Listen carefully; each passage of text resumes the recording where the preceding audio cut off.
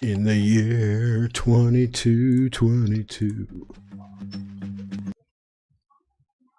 All right, Jerry.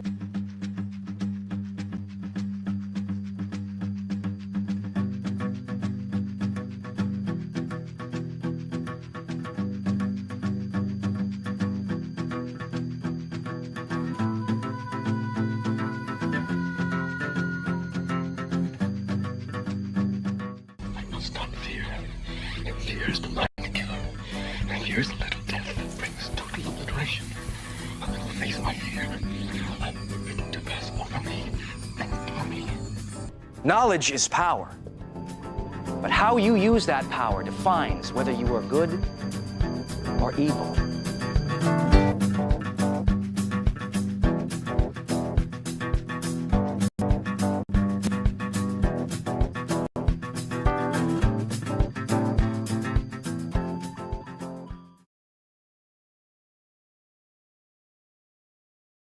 Yes, here we are.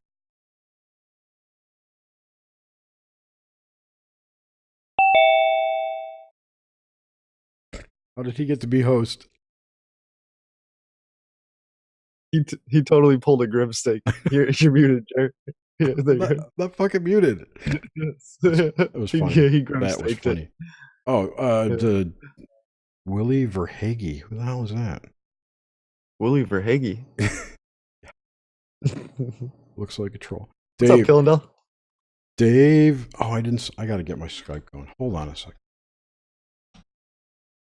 Talk amongst yourself. Did Suzanne get back? I could have just sent him a DM on Twitter 20 minutes ago, Jared, but you're like, nope. I thought you did.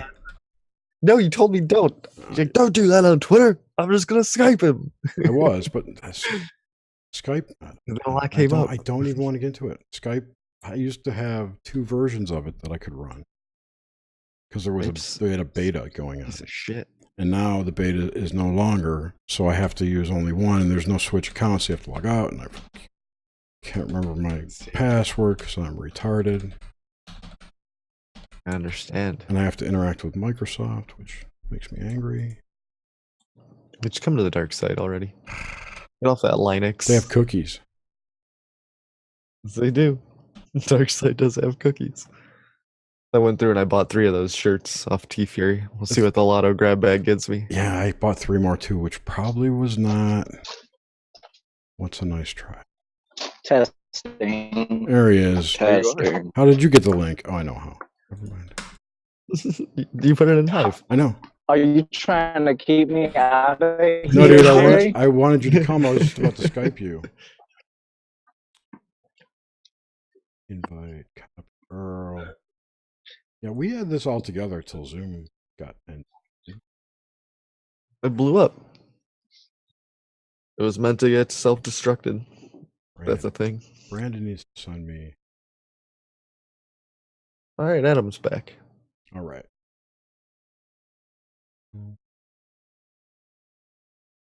Looky here. Hey, everybody. 2 cameras. Hi, Adam. We got breakout rooms too. We can do breakouts. You want to go into our own little groups? You could break out into our own little groups, discussion groups, like at work. Do you ever work at a place you have breakout groups? Never mind. You probably never did team building exercises at the corporate level. No, I can't say I have. It's super horrible. Yeah, that sounds like mind control. It is mind control. It's public school for adults. It's really hideous. It is very, very horrific. It is, and people love it, and then they write about it, and they build companies around it. Welcome to the loving embrace of the soul mother's tentacles. Verhage is wrong. Verhage? I don't know where it's from. It could be Spanish for all. Are you saying words right now, Jer? I am. Can you not hear me? No. I just don't understand them. For Shaggy, what are you talking about? There's a dude in chat named Willie something. Willie V. Call him that for now. And I thought I pronounced his name properly, best I could. I known Jerry from Discord. I am Jerry from Discord. It's Flemish. Well, welcome, Willie. Welcome, Willie. There's a song like that, isn't there? Hey, Dave Cruz. Oh, Willie, yeah, Willie. Anyway, welcome. Glad you're here. I'm sorry I couldn't pronounce it properly. I will work on my Flemish. I'm going to find out how to say You will. Trust us. welcome. I bet it's like Willkommen or something like that. Like all those Flemish. That's what? Belgium? Flemish. Welcome, Dave. Hey, Dave. Hey, Dave. Good to see you, man. You're muted. Lower left-hand corner, there should be a mute button in the screen.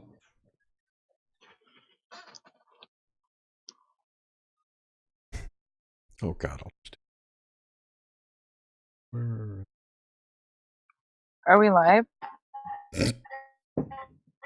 Maybe. Is James Cruz I'm here? already Mobile, started. you have to do I'm already call started. in via audio. You're really laggy. Yeah, Kill. very laggy. Totally laggy. I can't see an unmute button for him. That's weird.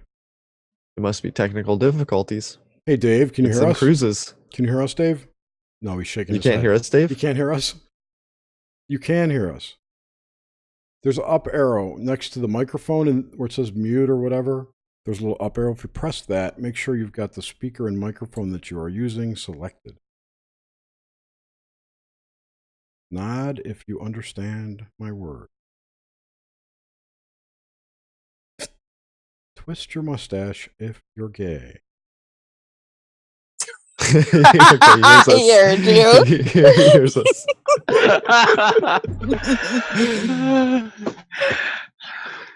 That was hilarious. Yeah.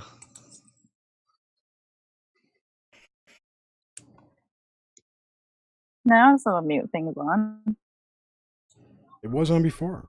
I don't think he has a microphone. Test. I did not see it. It sounds better. Scratchy. Unmute audio. Dave, was- now you can talk. Hello. I hear you. Hey, there you are. You didn't have the right microphone selected. You guys hear me okay now? Yeah, Yeah. Yeah. Oh, this is cool. it is cool. This is, And now you Yeah, are Zoom's part pretty of the sweet. coolness. Mm-hmm. I like that. We need So Hey, much I'll better do- than Skype. So much better. 4 more people to play Hollywood Squares tonight. Mm-hmm. Hollywood Squares. That would be It's the fun. square. And I I want to be Paul Newman. I nominated Eric to be Paul Lynn. Oh, Paul Lynn. That's what I meant. Ah. Not Paul Newman. Brr. Is that Adam I Parsons? did. Yes, it is. Yes, it is. Am I still leggy? No, Yeah. but your real name's up. Yeah, you're gonna get doxxed now. Oh, no. Oh, go ahead. I don't exist. I don't exist. Oh, that's a fake Dox name away. too? All right. We're using all Excellent. fake names tonight. Oh, I didn't check to see if everything sounds okay. Sound is 5 out of 5. We've never talked. Which Discord server, Willie? And would you like to come in? The thing. Do you want to play Hollywood Squares tonight, Willie?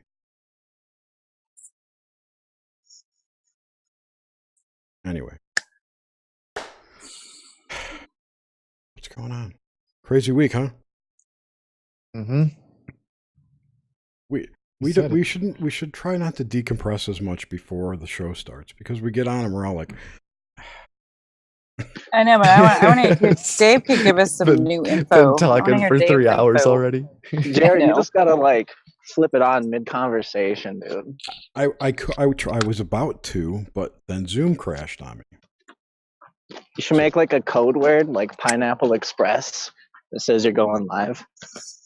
Usually I don't say anything. I'll get the conversation going, and it lately has just worked out that something interesting was said right before I hit the transition button. Like Mod Wiz will go on a rant about something, about the IRS, and then it will go, you know? Yeah, that's a perfect way to go, yeah. And it works out, but I tried to do it tonight, but Zoom crashed. So which was my fault because I was monkeying about. What am I doing? I'm renaming you. I liked it in the first couple of ones where we were talking about how it was all a big loop and we were looping at the same time. I can do that again if you want. No. It was funny once. There we go. All I have to do is go back to start and play it. So it goes through my Jerry, headphones.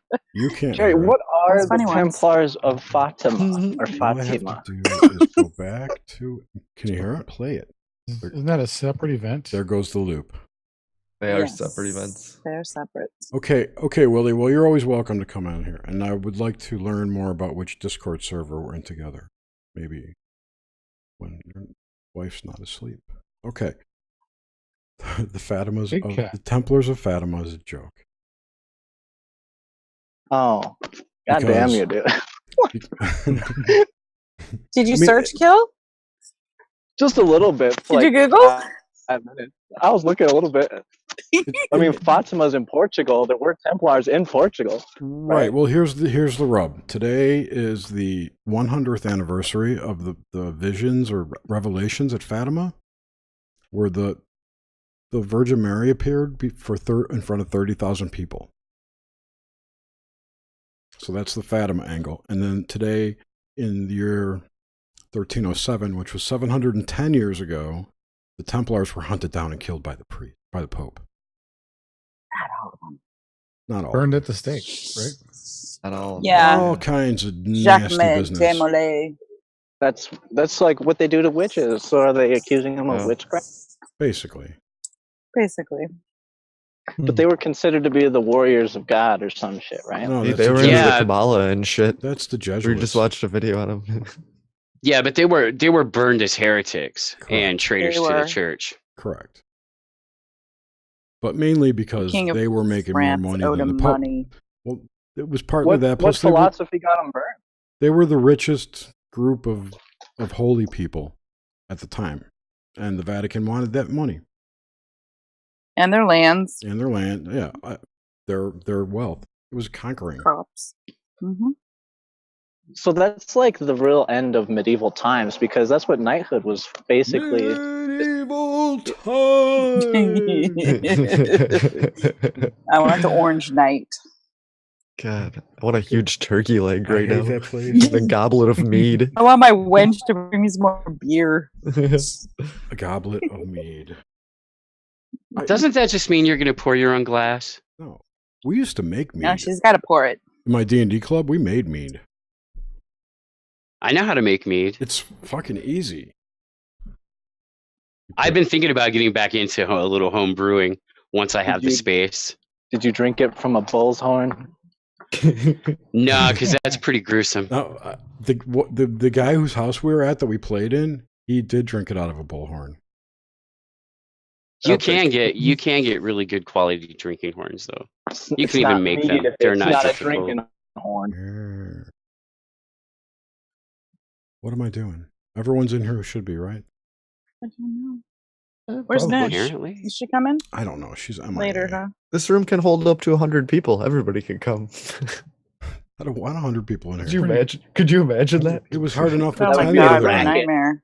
When we had 10 in the hangout. Phrasing. Oh my God, it was too many people. Too many people. All right.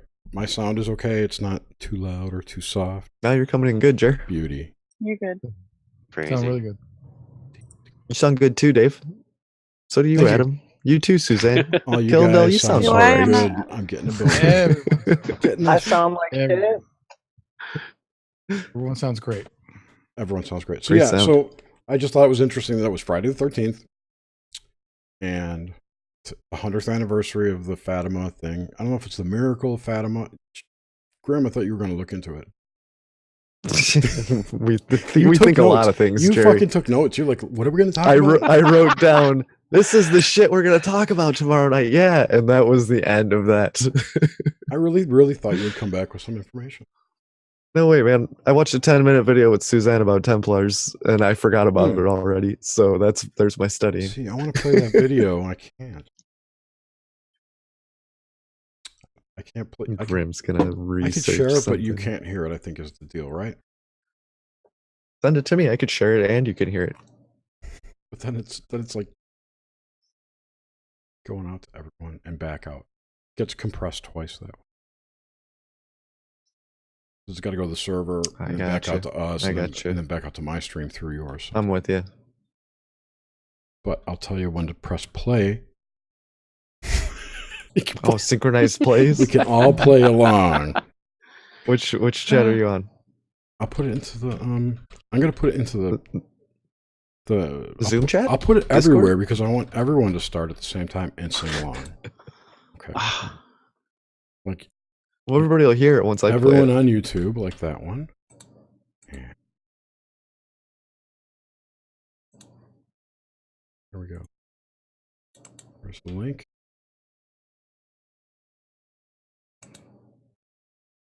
Okay. You let me know when to synchronize, Chair. I will. Gotta get it set up here. Oh, this is the best way to start it off. Oh, I know. I know. Right. This. Is everyone seeing it? Mm-hmm. Okay. All right. I'll give it a 3, 2, 1. Click play. Right. 3. Okay. 2. Wait. I can't check. Everyone in the chat, get ready to press play. Okay. 3. Well, everybody will hear it from mine. 3, 2, 1. Go. Paradigm of absolute control. That's why we're just out here doing simple things, pointing out that to be in nature, and be natural. And this is where we find the source that God made to transcend the new world order. That's why they want to keep us out of it. I'm angry.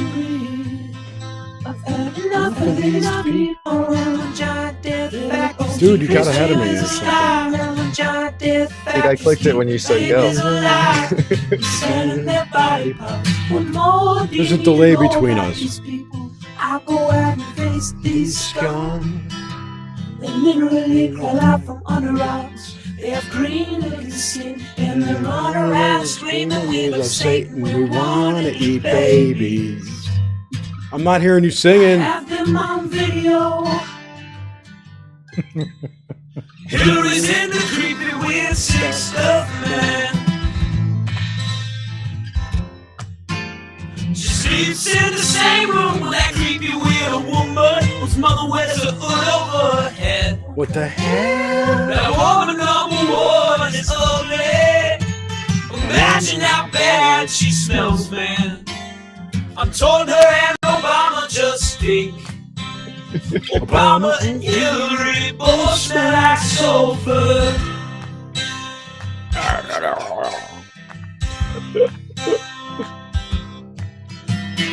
Little vampire pot-bellied goblins hobbling round, coming after us. My spirit gets close to that evil and I feel it go.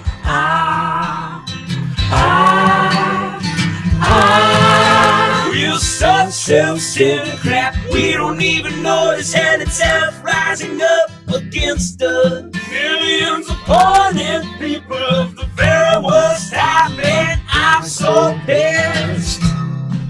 We're gonna stare your daughter at the mall. We're gonna stab your wife, your son. We're gonna stab you with a butcher knife, and then the police chief is gonna say, we love our Somalis, we love our Muslims. Oh, they're so good. Oh, they're so sweet. I was watching Fox News as I worked out this morning. Wasn't that nice? Subscribe to Super Deluxe for more. Good stuff. Definitely subscribe to Super Deluxe. Those guys put out some hilarious shit. That Navage thing that they did. Do you remember that? Navage?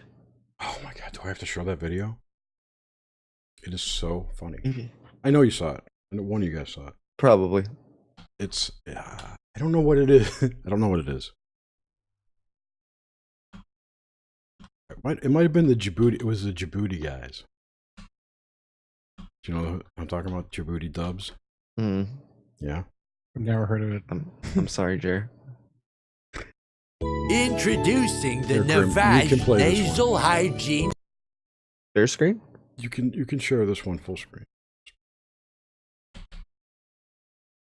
Excuse me. Oh my god, I've been muted. Did you mute me? No. Nobody's muted you, Suzanne. Jeez, I was singing that whole time. Was I muted the whole time I was singing? Pretty much. You're totally muted. Introducing the Navage nasal hygiene system. Yes. Hold on, I gotta share screen. I remember this now. So, I remember this. This is a Oh real my thing, God. and this is like a real infomercial that they just overdubbed. It's not.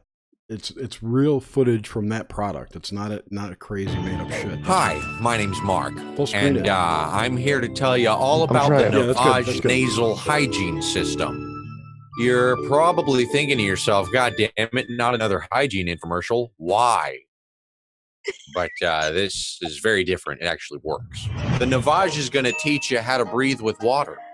Now, that might sound kind of scary, but no, it's totally safe. Trust me. We've got to get the salt water in your lungs so we can get all that crap out.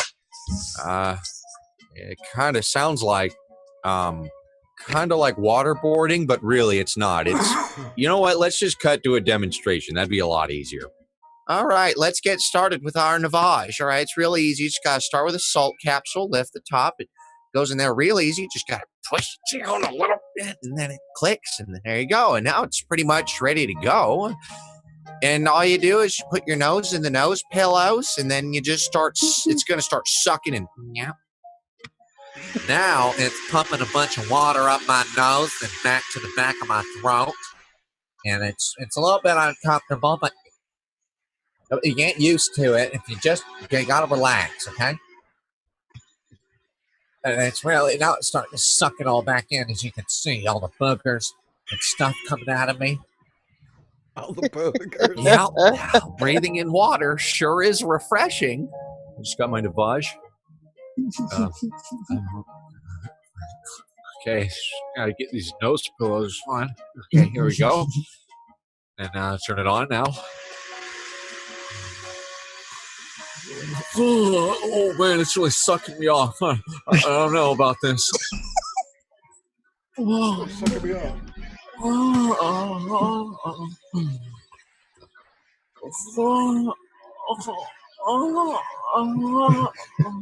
It's really sucking.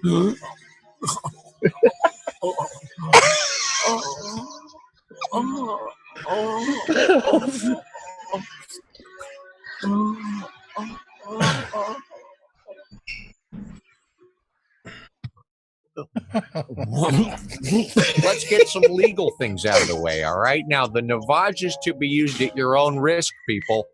So, so for all you guys that are using it wrong and drowning and stuff, yeah, that's going to be your own fault. We all know how to breathe in water. That's what we do when we're babies in the womb. It's natural. But you just got to be a little careful once you start pumping for the first time. You know, you got to really make sure you go straight in, not to the side, because that'll hit your brain and that'll dry out your brain, and that's going to hurt. Just go easy.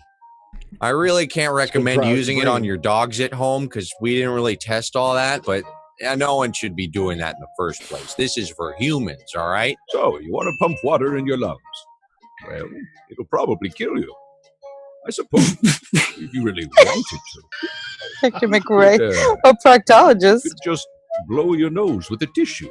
It'll probably kill you. He knows about you get sinuses. the same results without the risk of drowning and dying.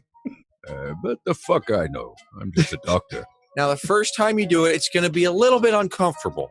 But really, once you start going and you get it on, you got to see. Here's the thing: you got to get it in your nose, not just on it. A lot of people just want to go on it and they don't read the goddamn directions.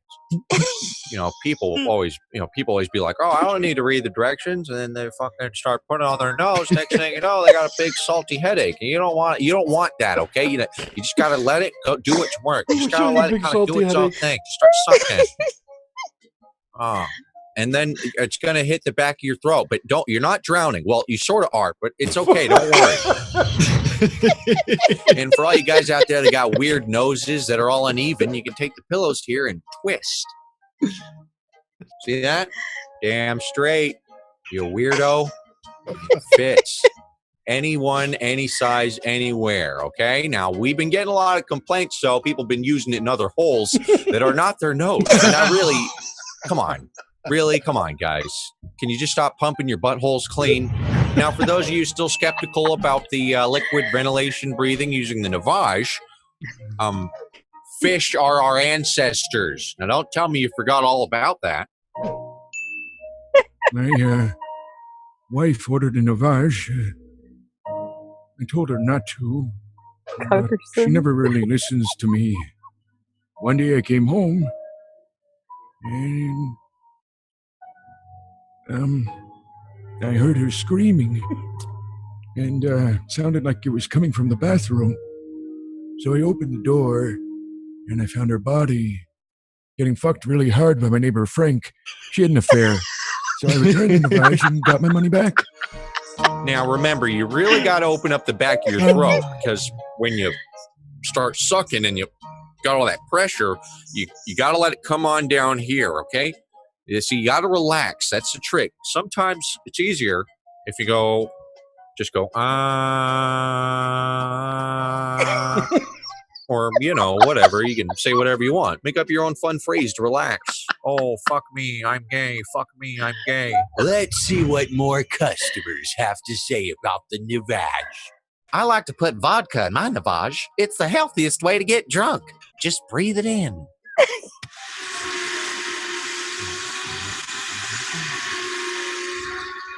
I use the Navage while I masturbate, and it works. You should try it. I feel great. Go ahead and order a Navage today.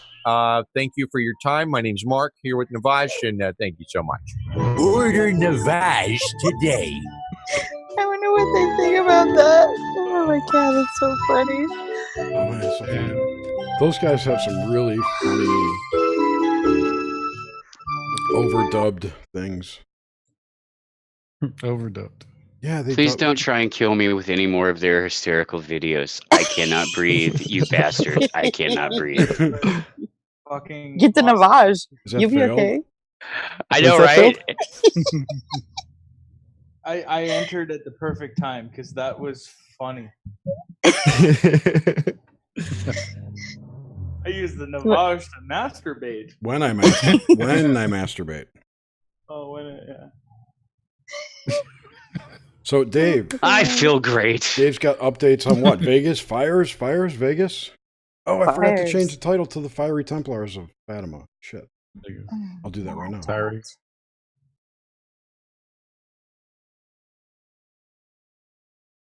Did it crash again? Are you in the evacuation zone? Close to it. I'm like we're the standby mode. Are you in the yellow? Yeah, we're on the map. I think we're on the yellow. I haven't seen the map in a while. I've been getting updates in the Twitter from the Solano sheriff. You have been, or you have not been? I have been. They haven't had any updates in a few hours, actually. They started switching stuff over to the Facebook. Yeah, exactly. Kind of ticked me off because I hate Facebook, but I did. I've been listening to the scanner. Oh yeah, that's always good too. I was actually up in Green Valley. I went by there after work and I did a quick video on YouTube, and it's really smoky. I mean, we have all our doors and You were wearing a mask. Yeah. Yep. And you have to outside. It was a damn sexy mask too. Thank you very much. But that wasn't the point. I was trying to breathe. But that's all I could focus on was that sexy mask. Sexy mask. And the beard coming out from underneath. I know. I hate this thing. I gotta say this. So are the fires out by you, or is it in residual smoke still? Or no, it's they're still going. What's going on is every time the wind picks up, the fires start burning again. So have you heard about what the wind? The wind. Yeah. Have you heard reports from people like in pickup trucks with incendiary devices? No. Okay, good. No, but I'm hearing a lot about. I know this sounds really strange. I mean, I want to hear it. I Yeah. think You're not Let's going hear to the sound strange, strange to Dave. me. You don't even Right know my Not story. on this show. This is not beyond No. strange. This is way beyond strange. So go for it. Yes.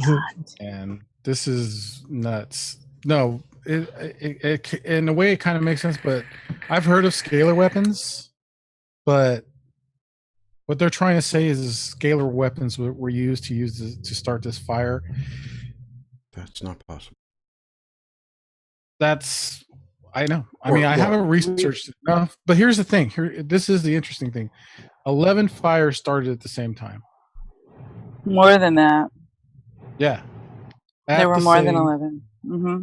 Within 2 hours of each other, and the fires, the wind wasn't high enough; they couldn't have traveled that fast. Did it move down? Did it move like the fires going a path, or did they? No, there was no path. Okay. No, Don't it you was, think, they're all spread It was out. random. It couldn't have been magma. Some were up north. It couldn't have been magma or lava, right? It's not lava. No. And it's not a tumor, right? Could be a tumor. No, wrong answer. It's not a tumor. Not a tumor. But did you see how PG&E came out and they said that they took the blame. They said it was the power lines and gotta tell you guys a something. transformer that blew. How? This is interesting. This is interesting. Oh, wait a minute. Wait, Transformers crew from the geomagnetic storm. Go ahead, Dave. But here's when I left the college, I went down a road and I was going back into town and they had everything blocked off. I expected to see the sheriffs or the police, but I was seeing military vehicles. I mean, these are the beige. Yeah, they got the National Guard It out there. could be the Corps of Engineers too. There was more coming as I was leaving. I mean, Travis Air Force Base is just right. Dude, they have FEMA stationed at Travis Air Force Base. Yep.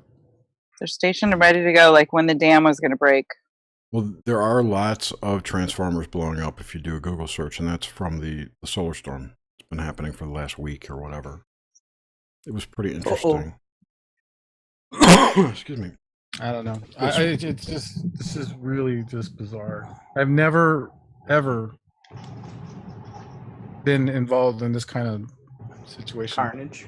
Nonsense. Mayhem. We had one fire close to us. It was the Fort McMurray fires up in Alberta, Canada, and same situation. Like really weird circumstances that it started on fire, and then nothing was in place to put the fire out. There were no resources ordered for the fire season. Like complete drop of the ball, and half the town burned down. Well, half the city burned down. It's scary to watch, and then when you see the smoke that you had there, and you see that billowing around you, and you're 8 hours away, you can just imagine the destruction, and then you see all the destruction when it's on the TV. It's pretty crazy. But were there hills and dried vegetation? Like, people don't understand. This is all hills, and the hills go right down into the towns where the houses are, and then there's houses in the hills, and then there's people that don't have vehicles to get out of their houses, and they got to call and be rescued. And when the fire's going so fast, well, yeah, I know, maybe the people on the scanner are lying. Attention, horrors. I'm kidding. I couldn't even believe it. Like, check this out. For the last 4 days, we've been in like a level 4 geomagnetic storm. And this hit 6 today. Oh man! And this blows up transformers. Okay, so yeah. Listening to Noah, this is all allegedly, though. Yeah, it is okay. alleged. So are the fires alleged? Do they go out?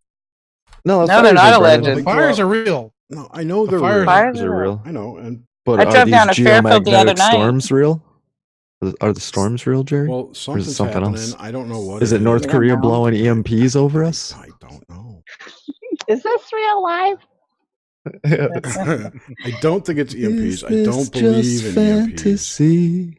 I think that's Caught in a firestorm. No escape from reality. Valley. Dave, I live in Davis. I grew up on Pleasance Valley Road on a ranch on 60 acres. It's like a Pleasant Valley Sunday almost.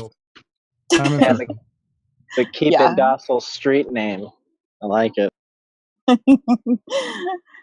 Please stop eating the Ritalin like M&Ms, okay? I heard somebody call that meth the other day. That was pretty funny. Isn't it one of who was that? Farrell? Wait, who said that? I don't remember, but it was inaccurate. Somebody was like, yeah, that's not like meth.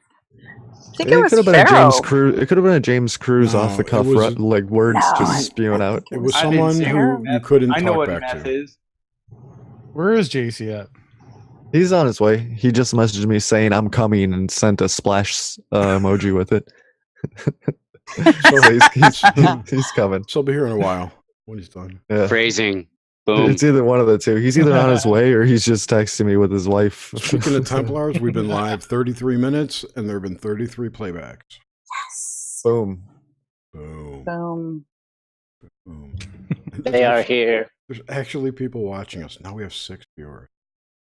Oh, sweet. I'm sorry. For all 6 of you.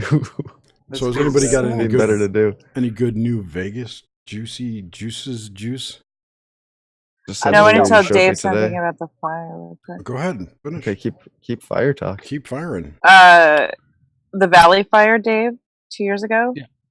Mm-hmm. My son-in-law, he was his station was in Middletown, so he was first responder on that fire. And they're still reporting that it started in that shed. It didn't. That thing it went so hot. It was right where it started was right below the Bottle Rock, the geothermal power plant. And Jerry Brown did not give resources. I saw all my Twitter stuff. You motherfucker, you better send resources. I was so mad. Yeah, Grin's, yes. Maybe that was Jerry Brown sneaking in your yard the other night. It could have been. Could have been. Baylor got him though. One of his Jerry Brown coats. Could have been. Somebody freaking came in my yard, unlocked my gate from the inside, came in my yard, and then was like yelling when my dog grabbed him. I was like, "Do you need help?" I didn't know what was going on. He's like, "Yeah." Craziness. And then the fire started the next night. Easy, Rocky. You're blowing my eardrums out. Sorry. I get excited. I know you do. No, I get upset. I get mad. Well, it could be worse, I guess, because I forgot to tell you. Vacaville is right in between. We're right in between Vacaville and Green Valley and all those hills, and then you got American Canyon. Mm-hmm. It could, all of that could just be on fire right now. So, yeah, I know. I don't know. It's really bizarre. It almost seems like it's like drawn out on purpose. I don't know if that makes sense or not. Because they weren't giving the resources. That's why. It's still jumping around though.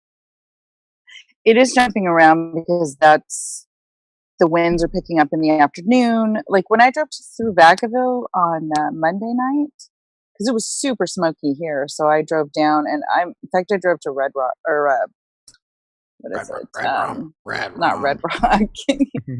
There is a Red Rum Burger in Davis. Yeah, we have it here in Davis. Red Robin. That's the name of the place. It's Red Rum. Murder backwards. It used to be Murder Burger, but they had to change it. Yeah, they changed it to Red Rum. I'm surprised they haven't got sued for that. Wish there was a Fuddruckers around here still. Dude, Fuddruckers sucks. Fuddruckers sucks. Compared to Red Rum Burger or Murder Burger was the bomb.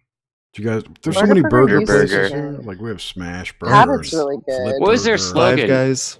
Habit. It's not people, we promise. What? You leaving? In Murder Burger?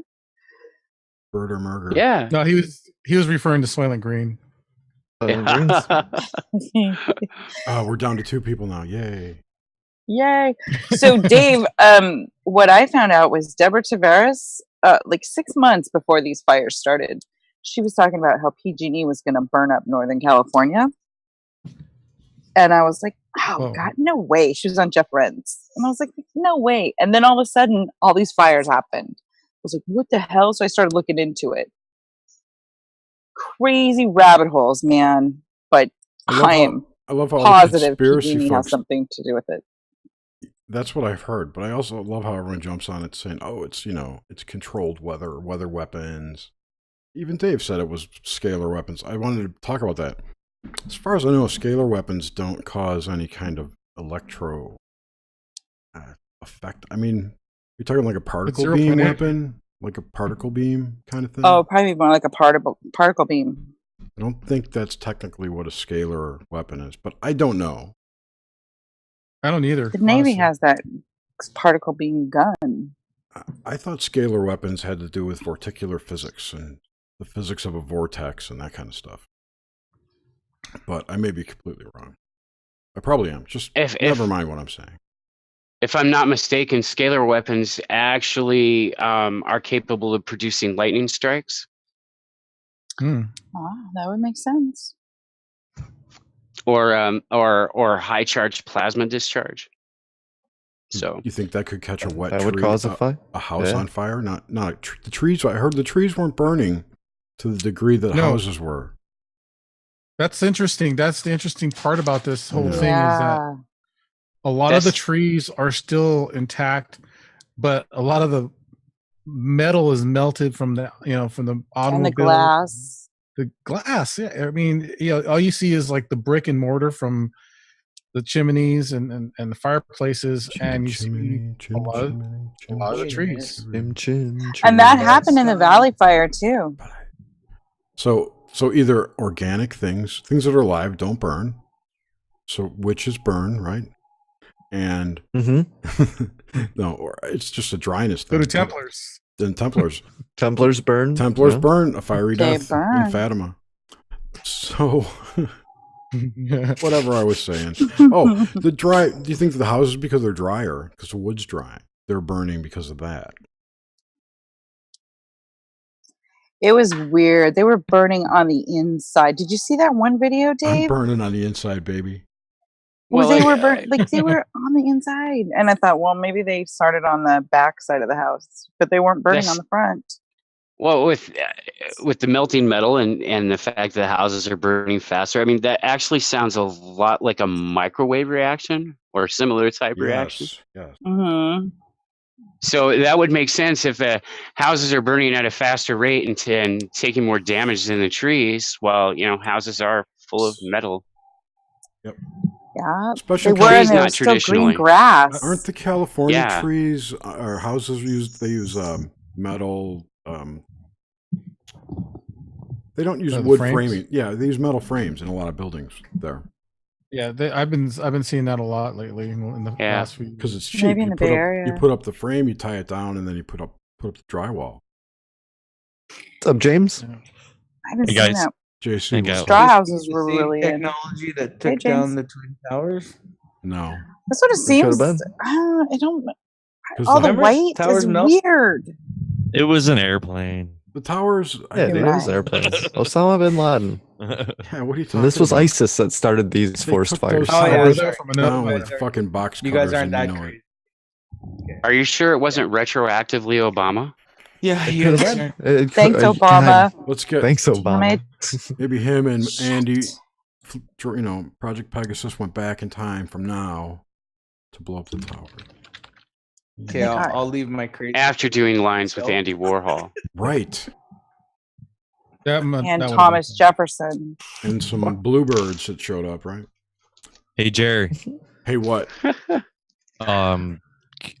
I got a dude that's in China right now that wants to hang out with us. Can I invite him in? In China? Sure. Yeah. Yeah, well, All the right. Hollywood Squares complete. You're not just gonna. Is that Thomas Arezzo on? Oh, Twitter? yes. Oh, yes. yeah, definitely. Who's gonna be Paul Lynn? I want to be Paul Lynn, but Jerry said I couldn't. No, All you right, I'll can't. send it. Dave Cruz is Paul Lynde. Everyone's got a different one. That's why we can't do it. I sent him a link last week. It's in. Hey, James, just tell him the link is in the Hive Slack channel. Okay. Is he in Hive Slack? Yes. Well, I got him right now. Hold on one sec. Ouch. James has got him. I Got him get on the it. hook. I got it. Brandon's coming. His Zoom crashed too. Zoom crash? Then That's something finally, I've never we heard. can get started. Brandon will know about Fatima. I know. Mm-hmm. That's why I said then we can get started tonight. He's our Fatima guy. What do you think? I'm going to talk about this shit? I'm So, giving people Yeah, Fatima's you think, you think Grimm's going to do research? No. Fatima's the appearance of the Virgin Mary to that girl, right? To 30,000 There were people. 3 I thought. children. Well, originally it was 3 kids.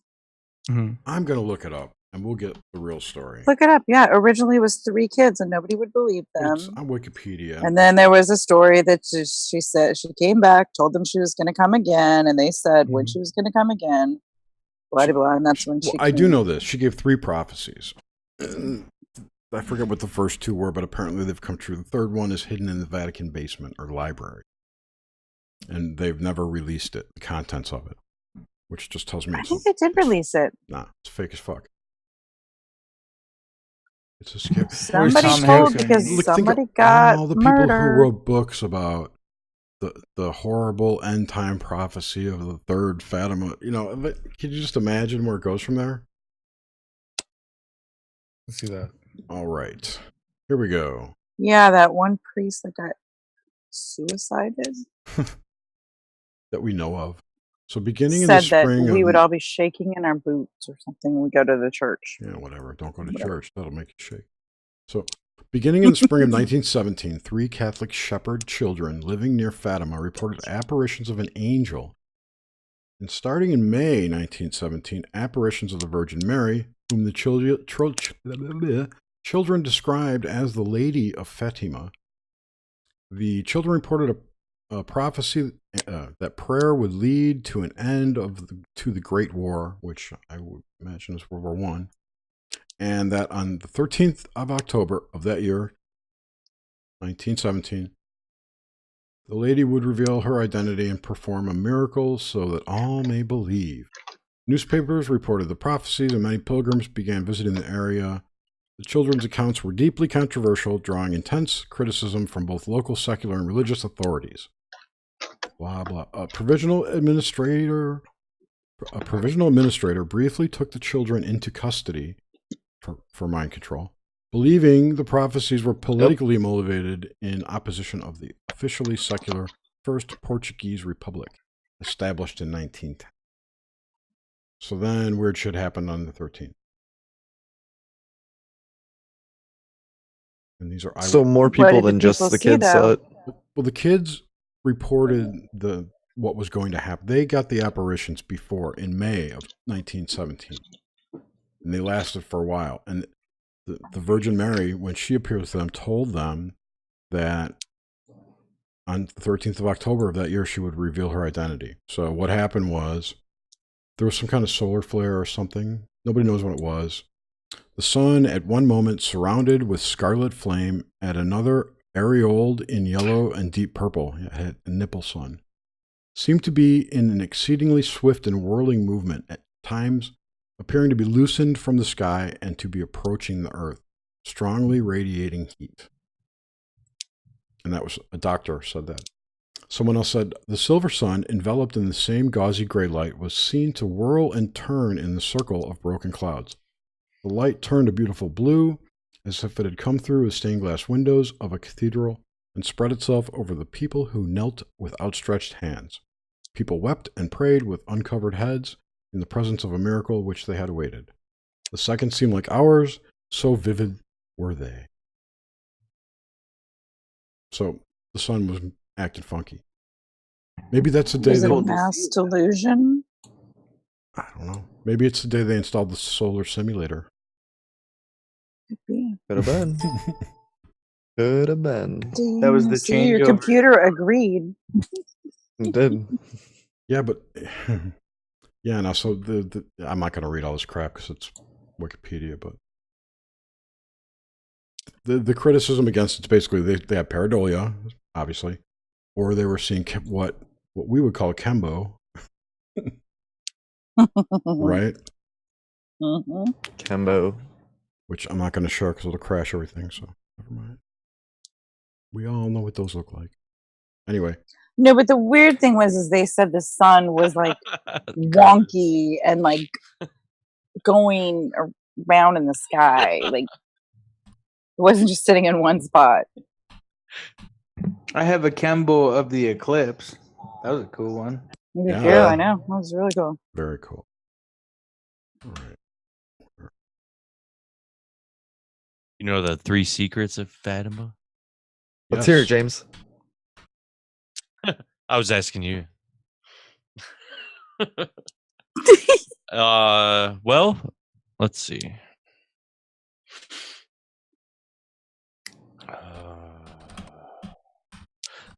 In the first secret, there's a vision of hell. As the lady was finishing the prayer, she opened her hands again, and mysterious holy light radiated out. The light was not as it seemed or had been in the past. It had seemed to open the earth. It revealed a very terrifying scene as the children were shown a vision of hell. It was only for a brief moment that they saw the fires of hell. Sorry, the ugliest demons and the poor, charred and transparent, burning souls of people suffering tremendously. Yikes. I'll keep going. Let's see. What is it? Lucia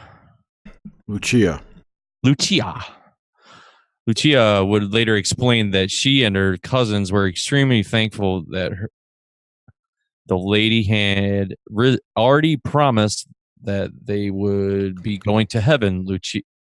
Lucia said, "This vision lasted but an instant. How could we ever be grateful enough to our kind heavenly mother who had already prepared us by promising the first apparition to take us to heaven? Otherwise, I think we would have died in fear or terror."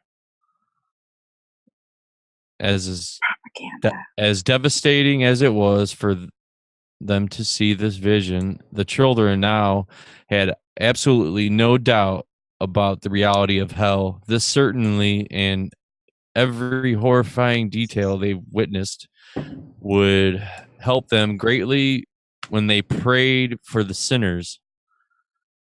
Let's see. After seeing the vision, the little shepherds did not want anyone to have to go to hell. In fact, little I don't know how you say it. Jacinta. Yes.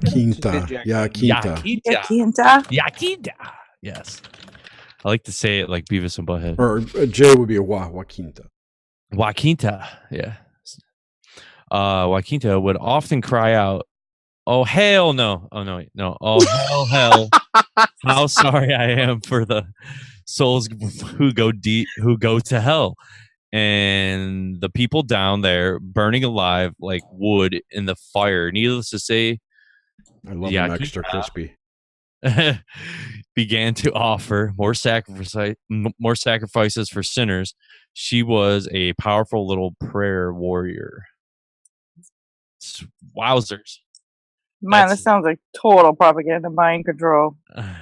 Which Pope? Hey, Thomas, welcome to H.I.V.E. Hey, Thomas. Yeah, what's up, dude? Hey, guys. So you're an American in China?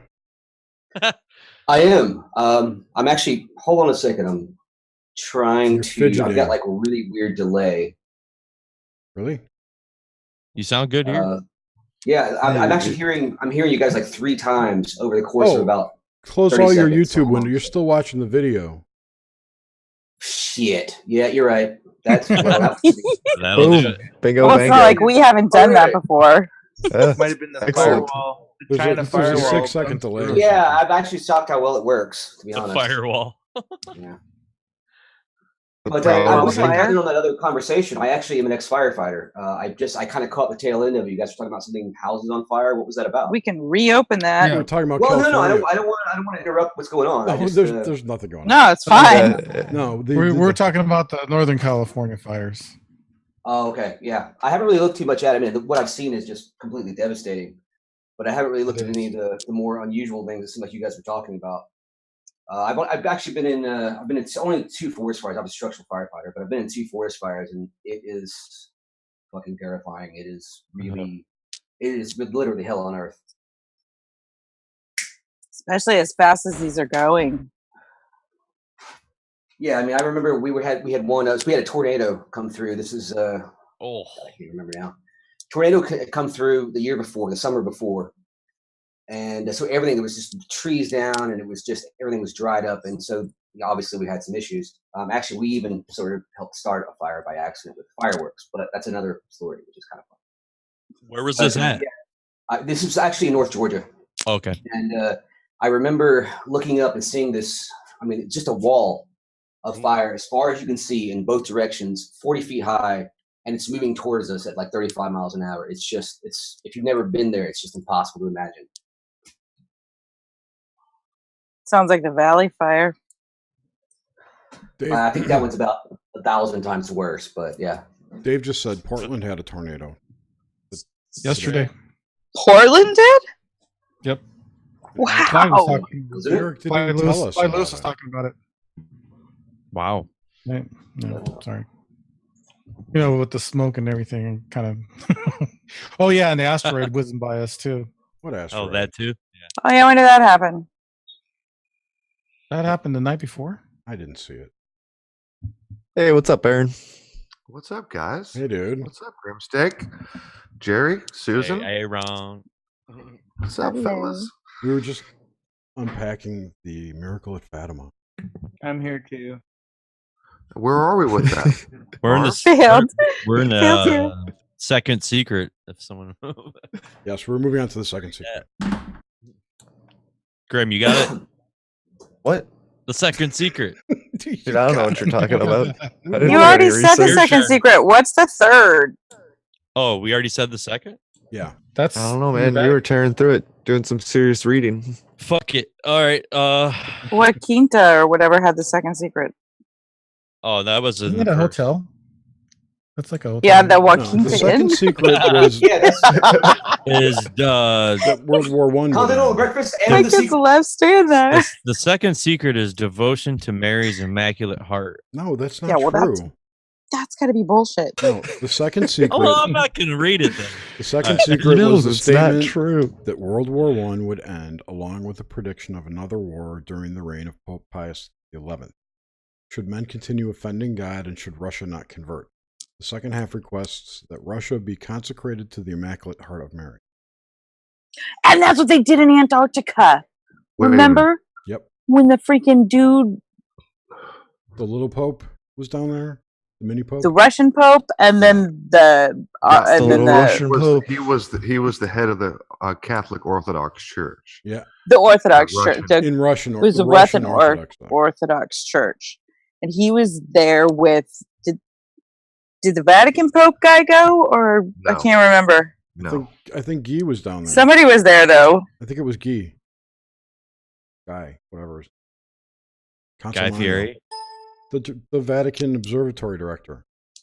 Consolmagno. Magli. Ah, yeah. Was it They Magli? took something there. The Russian Orthodox They took Buzz Aldrin there. That's something. dude. Wait.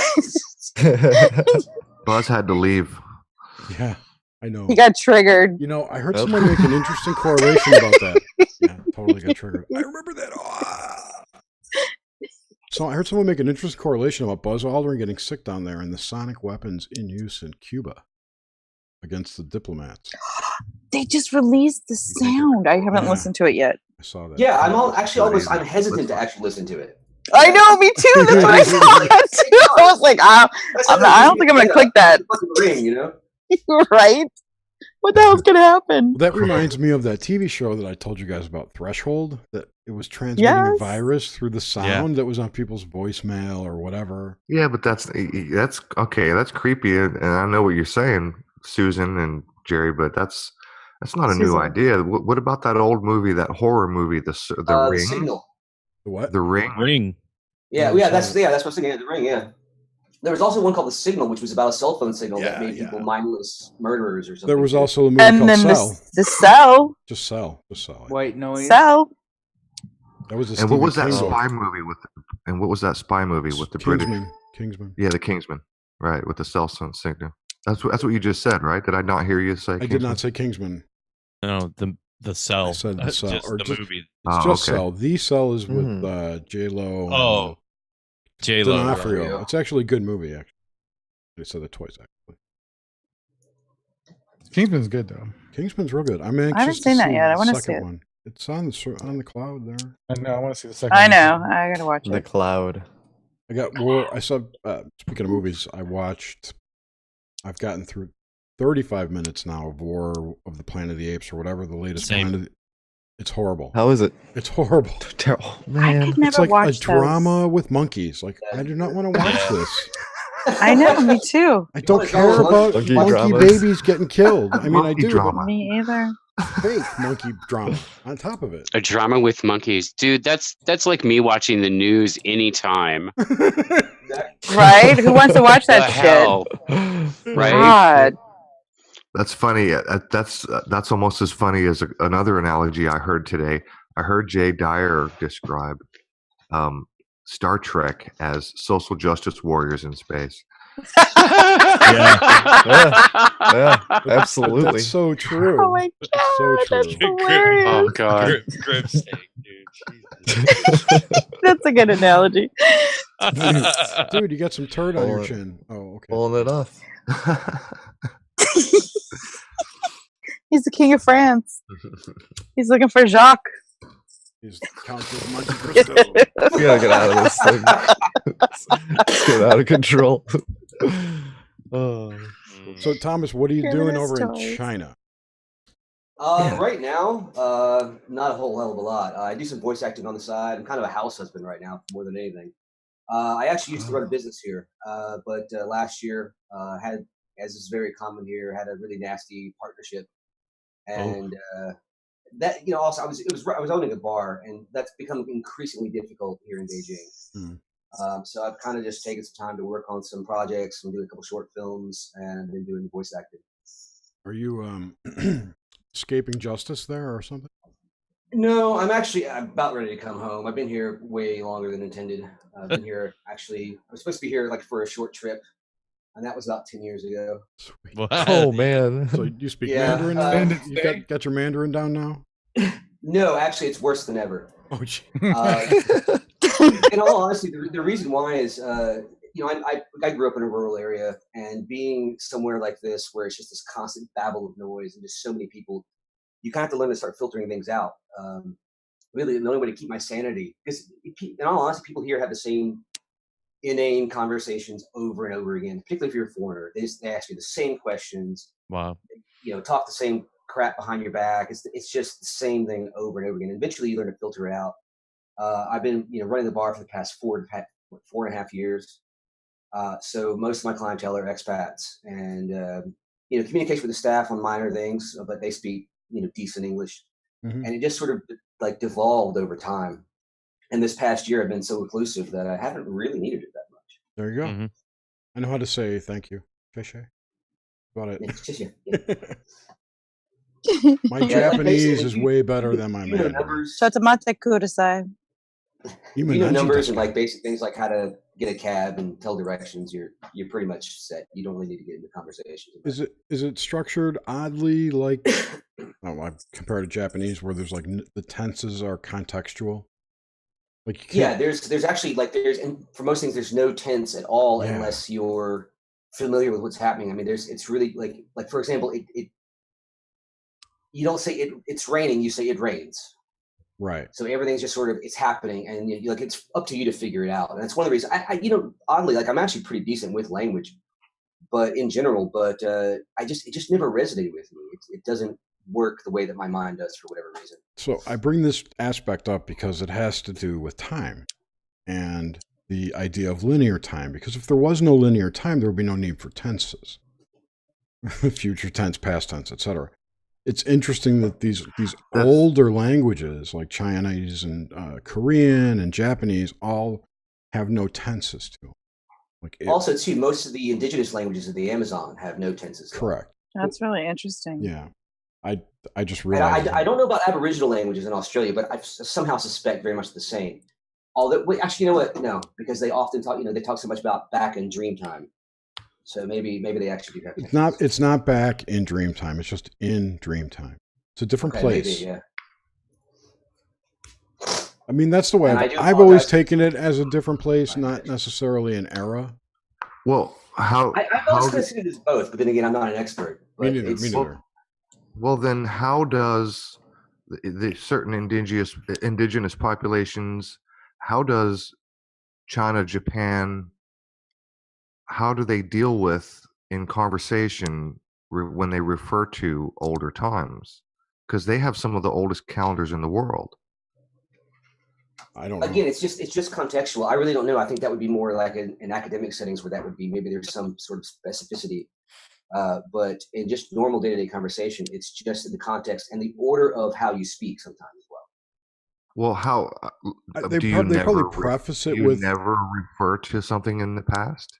It's like, hey, you remember that thing last week, or a year ago I had this experience, or 10 years ago when my dad died. Yeah, you can give a time 10 years, 1 week, whatever. But as far as like so you would say everyday conversation. It rains 10 years ago, or I eat dinner yesterday. You wouldn't say I ate dinner. There's so you're always like telling a story as if it was happening, except you remind people that it's not now. All the time, yeah. You add a contextual reference. Interesting. Yeah. So all those languages are happening in the now, in the ever present. I masturbate 1 year ago. I masturbate 5 hours ago. And yesterday, Johnny 5 am alive. I masturbate tomorrow morning. Yeah, me too. And before bed. Both bookends, I masturbate. Bookends. I pitch 10. There you go, James. Good night. I'll be here all week, folks. Thank you. Good night. I sleep in sleeping bag. I sleep in. So, how about those Vegas cops changing the story this week? Yeah, what the hell's going on now? I don't know.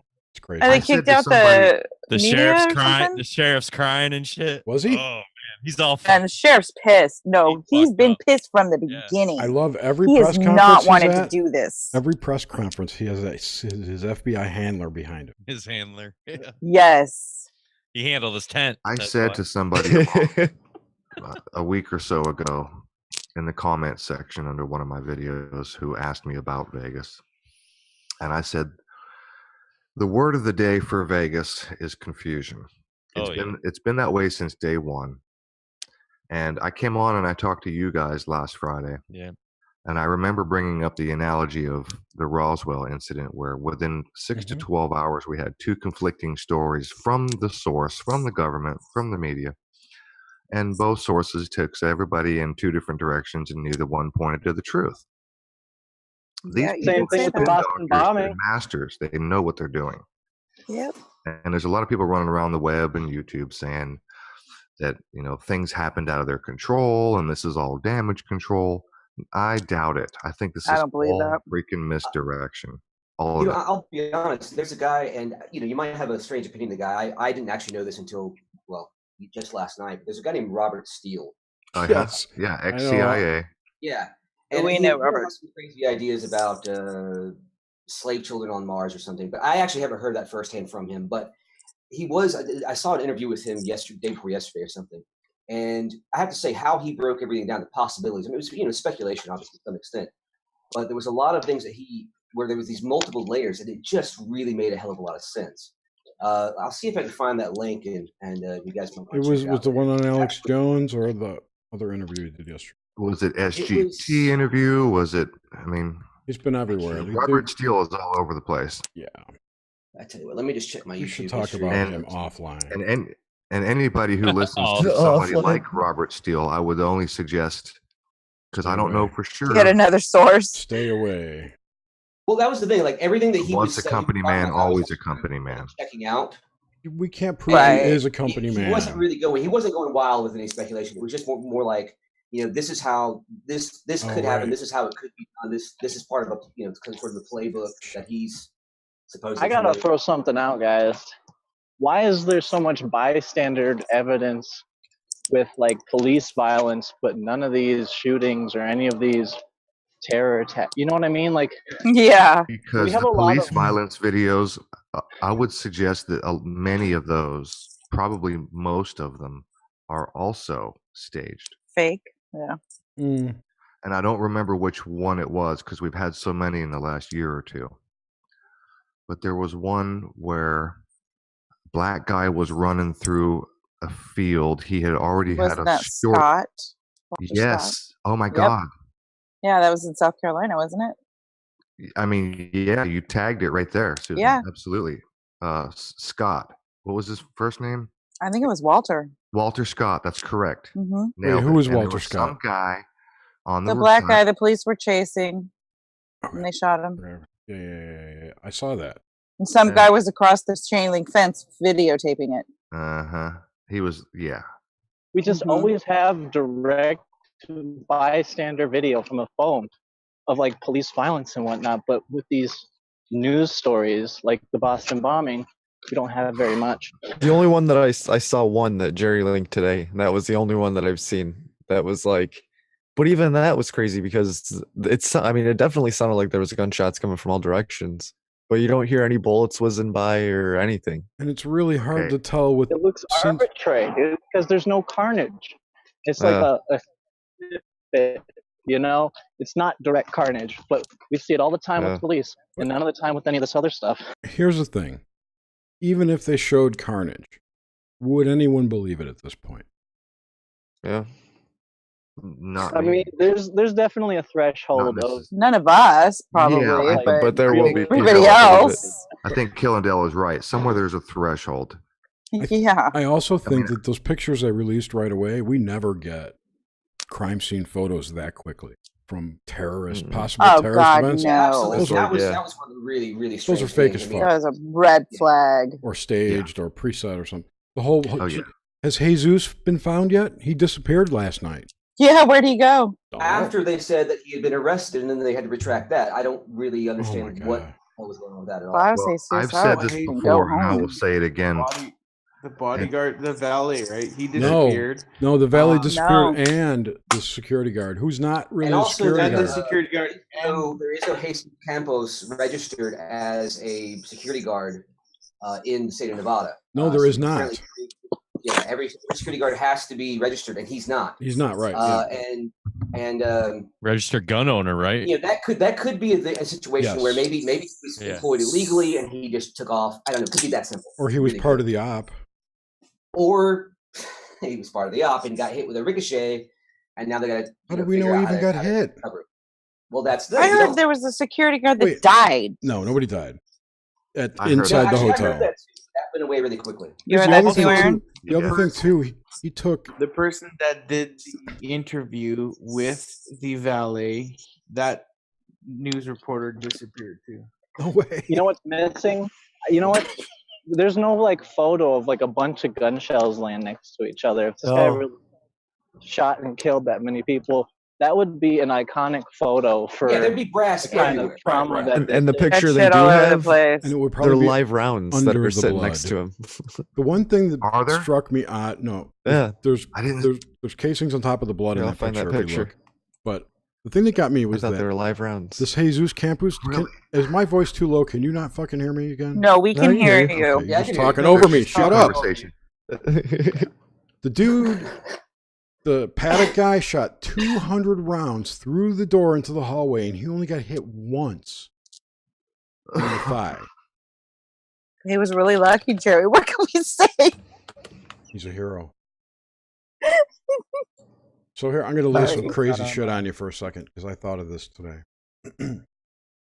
Well, listen, before you do, let me throw All right, this go out there. ahead. This is a concept that I thundered up all back, and I've been tossing it around, and I think Vegas is a good chance to relive it, and that is breadcrumbs for truthers. Mm-hmm. Because conspiracy theorists have lived in society forever. There's always been a certain percentage of the population that doesn't believe the official story. And lately, I've seen things that are put out there for nothing else than people like us to chew on. Yeah, that's Yeah. Totally agree. And get this, I was looking into the fires and I was going on the roads. And what do I see when I'm looking? I see Paddock Road. And then I see, I know, right? I'm like, all right. So let me get to them. So it was Paddock Road, and that was up in Yuba County. It was Butte and Yuba County. And then I see, yeah, Paddock Lane. And then I see Newtown Road. Oh, jeez. Queen Elizabeth Way. Lois Lane. Like, I could go on and on and on. I had to stop. I was like, this is fucking, is this my, like, am I tying all this shit back? Is this something I'm supposed to be seeing? Like, am I supposed to put in these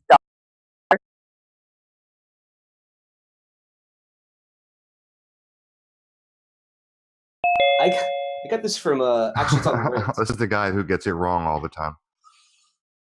There was a few people reporting this. So he says here, you know, Megan Podesta's husband's name is Gordon Rouse, not Aaron or Roose Rouse, whatever. I guess Rouse. He's an engineer, which that's what he looks like, you know.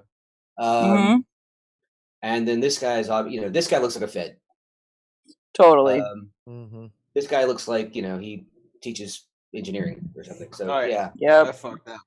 Anyway, that FBI agent is always behind the sheriff, and if the sheriff screws up or jumbles a word, that FBI agent, he just looks down and shakes his head because the sheriff has a script, and that's why he's fumbling his words because he's not reading it properly. Exactly. And he's pissed off because he doesn't want to be doing this. And if you look at the agent's body language sometimes too, he'll almost sort of like lean in, like loom. You know, yeah, you like he's want to use your physical presence to sort of like, you know, remind someone that you're right there, that you want to intimidate them a little bit. It's kind of odd to see. Totally. I agree. What is this now? What is this now? Such a messed up, like, they must have the sheriff's family in lockdown or something. Like, screw this up and we'll just kill them. Well, that sheriff has a reputation as being a really honest guy. Like that's what I heard.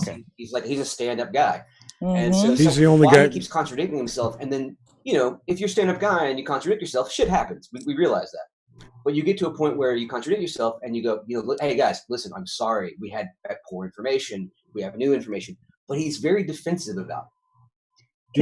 He's the only guy my dad would say listen what's to. going on. Right, Suzanne? Sorry, I didn't mean to. Hello? You guys hear me? Yes, we can hear you. Okay, sorry. Hey, there he is. All right. I didn't mean to be so. No, I didn't know if you could hear me or not. I'm back. We're back. The stream's You're back. back. I'm sorry. My thing locked up. Welcome back. I was going to say that Lombardo's the only guy my dad will trust to get the truth from. I know, that's he's got to hear from Lombardo.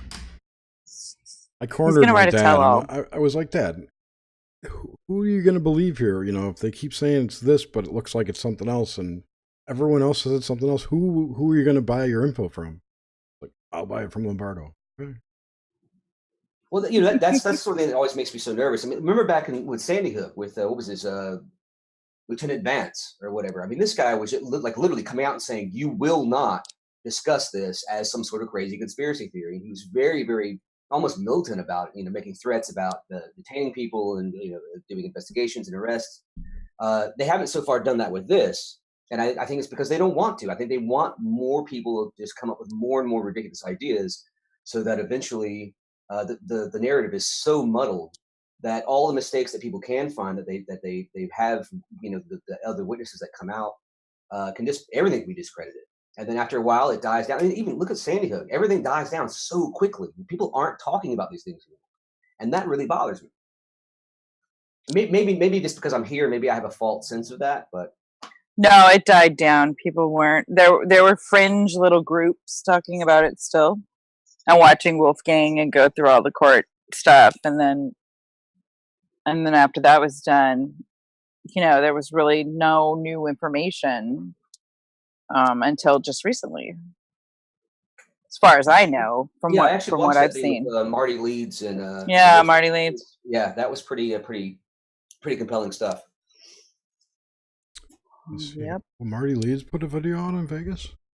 Yeah, it says I don't know, revisiting Wolfgang or something. Yeah. What? Wolfgang? Yeah, it's a letter to Wolfgang or something like that, isn't it? Yeah, a letter to Wolfgang, or he has an interview, and then he did a documentary about it on Vegas because he really didn't know anything. No, Sandy Hook. Okay.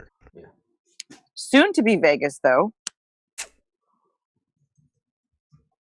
Marty's going to be on my show in January. I love Marty. Me too. I can't wait to talk to him.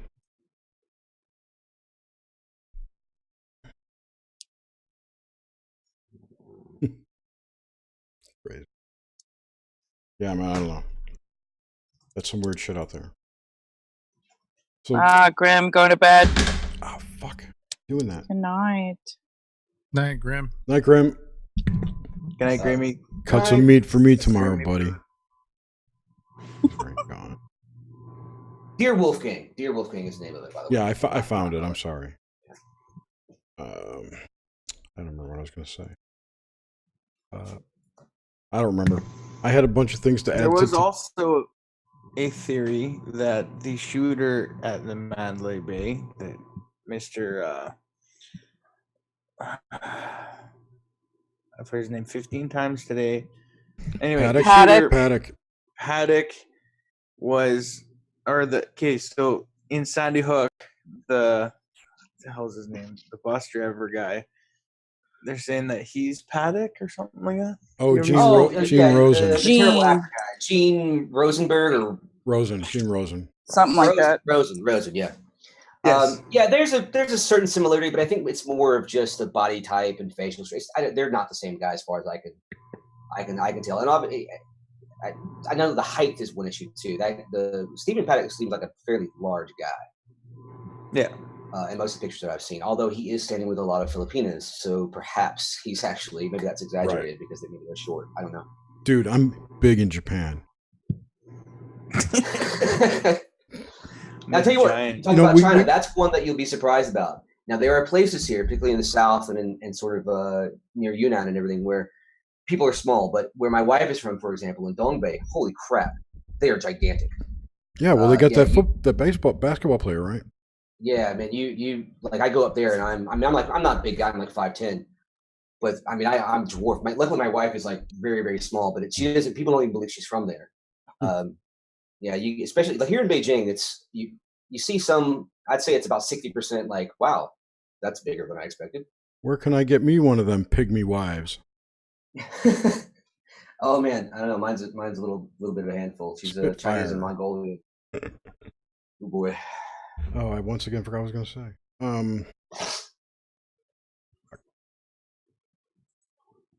I don't remember. Oh, I remember. This Paddock guy, okay. I know the Lombardo said today that they have the autopsy and they've taken a brain sample and sent it off for, I don't know what, looking for abnormalities, he said, if you watched it. It's entirely possible. Yeah, they're going to try and make him a psychopath like his dad. Whatever, they're not going to tell that from a brain sample. There's no reason to. It's entirely possible that this guy never existed. Right? Yes. I mean, we haven't seen anything but pictures of him before, and then a fake picture of him shot. I will have to say, his brothers, they all have there's a very similar, familial look to all of them, though. Dude, I was just thinking about how if it's all faked, like, what are they really getting out of it? Just like everyone's supposing that it could be real and then acting in response to it being real. And there's this shift of energy of like what people do as a result of something coming up in the news like that. So like perfect thing to do would be to make up a fake person and then just Well, that's what they did with maybe Adam hire. Lanza. I mean, Yeah.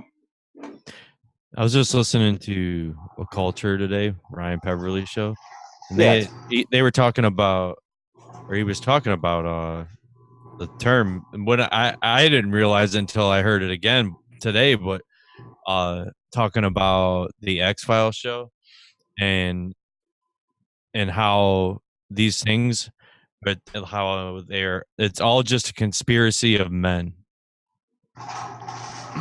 and how we create all this, and how just a lot of paranormal and crazy activity, it's just human beings being terrible to other human beings. Well, I mean, I guess there's some to that.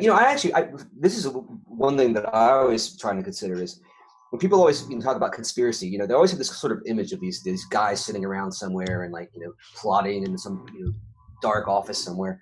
But really, I mean, I almost feel like the universe itself New details about it's an organism in a sense that it has certain things that must function. That's the way that society functions. That's the way the language functions, is as a virus, whereas an organism. And I feel like a lot of this is just, the conspiracy is part of a function of the universe. If that makes, I mean, that's yes. Thank you. Yeah. Thank you. I could probably go. I'm not normally even awake. Actually, I'm just normally getting out of bed right now. So.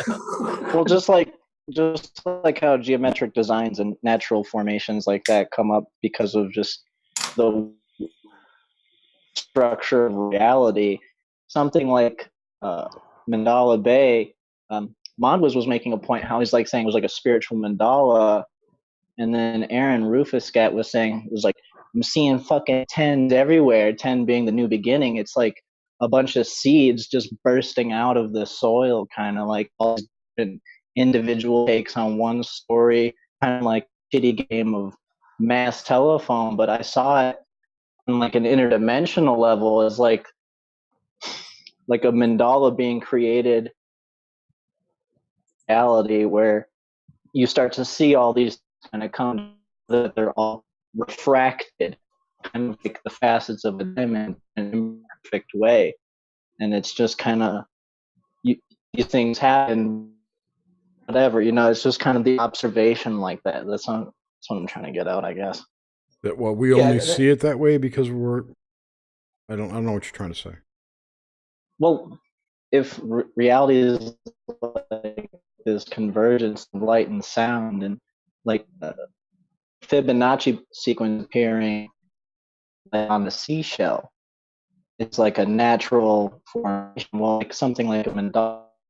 Okay, so these events are natural expressions of some more complex, more complex algorithm. It's like this fractal, resonance that kind of just runs through everything. It's just as above, so below. I mean, that brings up a really interesting thing that you just made me think of. So if this certain frequency or if there's a frequency that generates some kind of numerical algorithm that makes a conch shell or a nautilus shell rather spiral that way, that Fibonacci sequence, that ratio, there's got to be other energetic events that express themselves differently, like perhaps the Las Vegas shooting, right?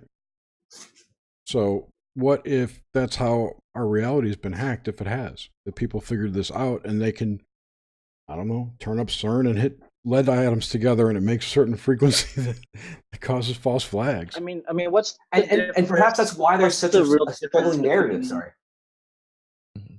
What's the difference between the reality where 33 guns were brought to the hotel room and 23, but he still kills the same number of people? Or what's the difference between any one of these differing news reports and them being just a false news report or the actuality, just in what, like, you transfer between dimensions. It's this, what I call it is the threshold.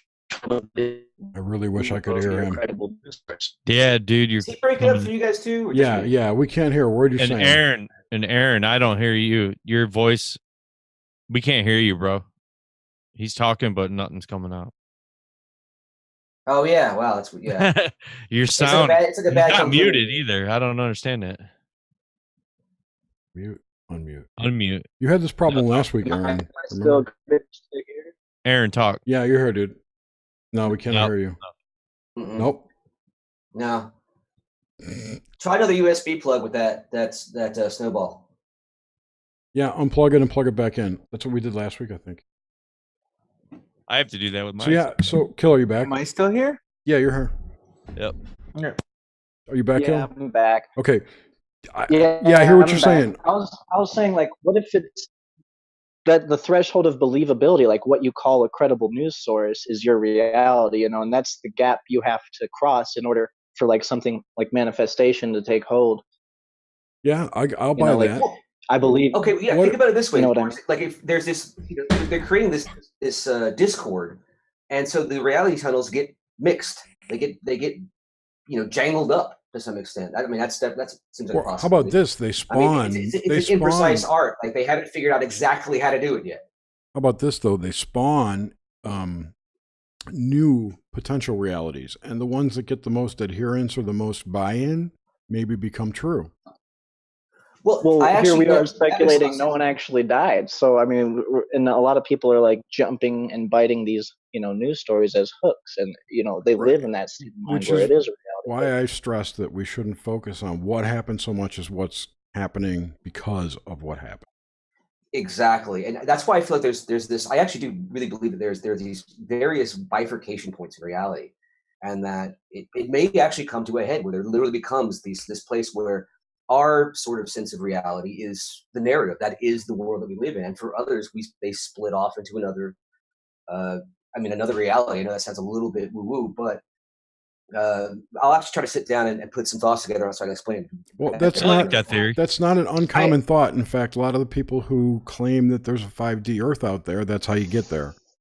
Well, that's like posing this question. We see all these stars in the night sky, but how many stars are there actually out there whose light just never reaches this vector of our universe, but they're still, out there, And are those in different realities, or are those on different frequency lengths, basically taking the same space in a way, but not quite? They're painted on the outside of the dome. Science, how fast you're moving towards them, or how fast they're moving towards you. For example, flat Earth versus round Earth. I mean, there's actually a really simple thing to that. It's both, because it depends on how fast you're actually moving. The closer to the speed of light you are, the more it flattens out. So I would argue it's neither. In a situation of resonant. I would argue it's neither flat or round. It's a plane. It's a realm. It doesn't have a shape. Well, I agree, but I actually agree with you there. But my point is just from a arguing with science. I get it. Give it a test, Aaron. Sorry. Hey, listen, it doesn't really matter. Like you said, it doesn't really matter what happened. It matters, how does this affect the world around us? Well, add the mind blower to it. So our reality, as we perceive it, is all the light from all these surrounding stars. Now, are there different planets then on those? Because those planets would then be the product of light and sound on those slightly off-centered stars. You know what I mean, dude? Can you hear me now? Yep. Yes. Sweet. What was it? It's a little tinny, though. A little tinny? You need to turn your gain up just a bit, or get close to it. Oh, baby. These microphones are so good. If you got to tune them just right and talk at the right place, just to get the velvet. I just read a tweet that's kind of interesting. Guys, how am I coming through? Because I'm actually I'm using a Tascam D100 sound recorder on a tripod over there. Super clear, dude. You're clear. You're clear, I but kind of had to rig it up to make it work. You're clear, but you sound like you're in a big room talking. Yeah. Like if I was talking from back here. Blowing me away with your conversation. No, he sounds closer than that. He sounds good. What was that? Let Aaron rip it. Yeah. It was almost identical to the conversation that I was having in just an hour ago, 2 hours ago, actually for the last 3 hours on the show that I just did with Derek from thegematria.com, because we spent 3 hours talking about the numbers, the correlations, and then the question was posed. I asked, do you think that this is something that human beings are responsible for when all these numbers keep coming up, and it's way, way, way beyond coincidence? And then I asked him about if he was familiar with cymatics, and I asked him if he had considered the I think it's octurnal, the music theory aspect of how that fits into the numerology and the gematria, because literally it's all connected. That what we're ultimately talking about is the fabric of the universe, how the universe works, how our consciousness affects the universe, how our consciousness gets information from the universe, sometimes in advance. So you guys were just nailing so many of the points of the conversation that I had just had. You're blowing my mind.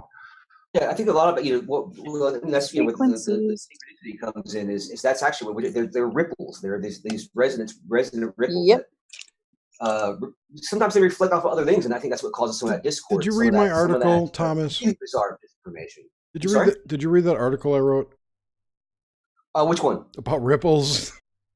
No. Actually, I don't know if I've read anything. You are Luciferious? Yes. Okay. No, actually, I don't think I've read anything yet. This is all kind of new for me. This is something that for me has been very important, but I've been very reclusive about it.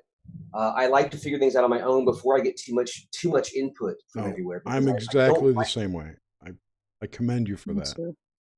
Guys, I'm freezing my nuts off here. Have you guys really studied cymatics? Because there's this like beautiful video where there's like all these grains of sand, and they put on this frequency, and it looks like a mini universe, and it just makes fucking sense, dude.